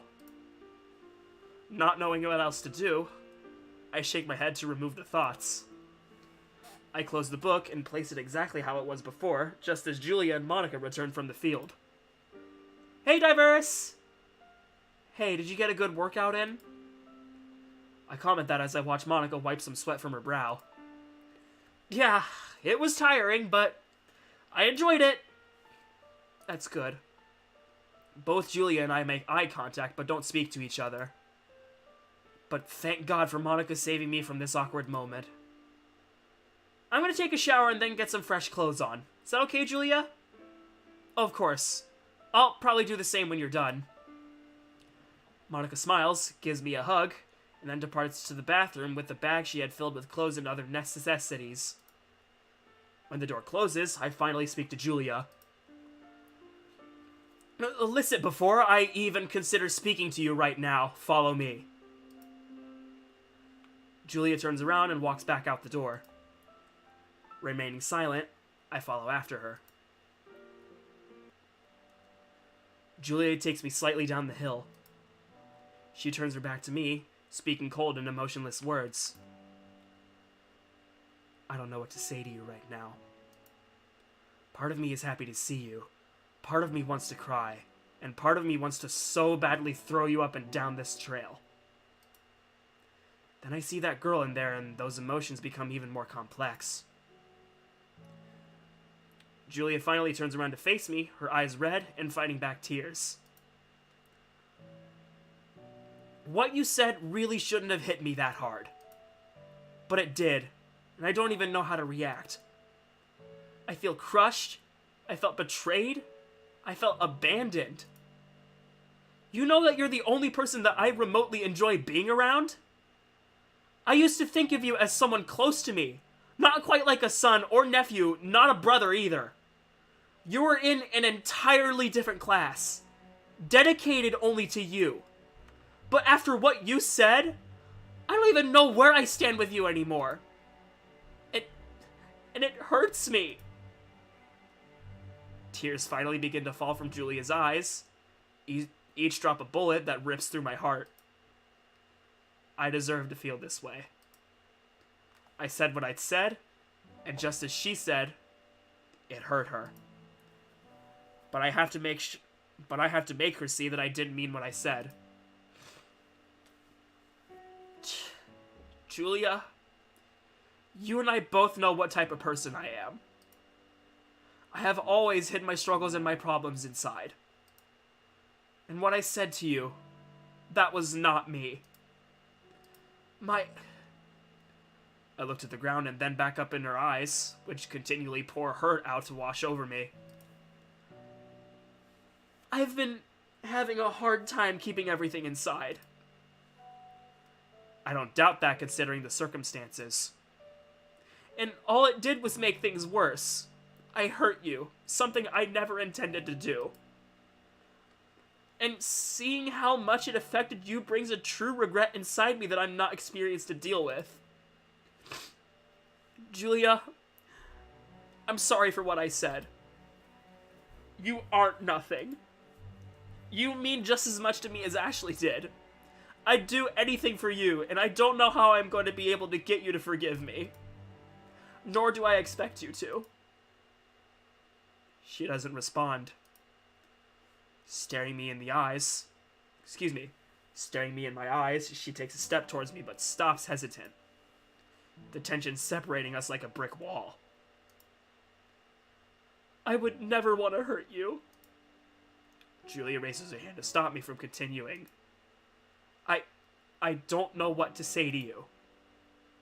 A tear falls from Julia's eye. I forgive you, I guess. Julia wipes a tear from her cheek and takes another step forward, wrapping her arms around me. In response, I do the same. When she lets go, she places her hands on my shoulders. Thank you for apologizing. We never speak of this. Understood?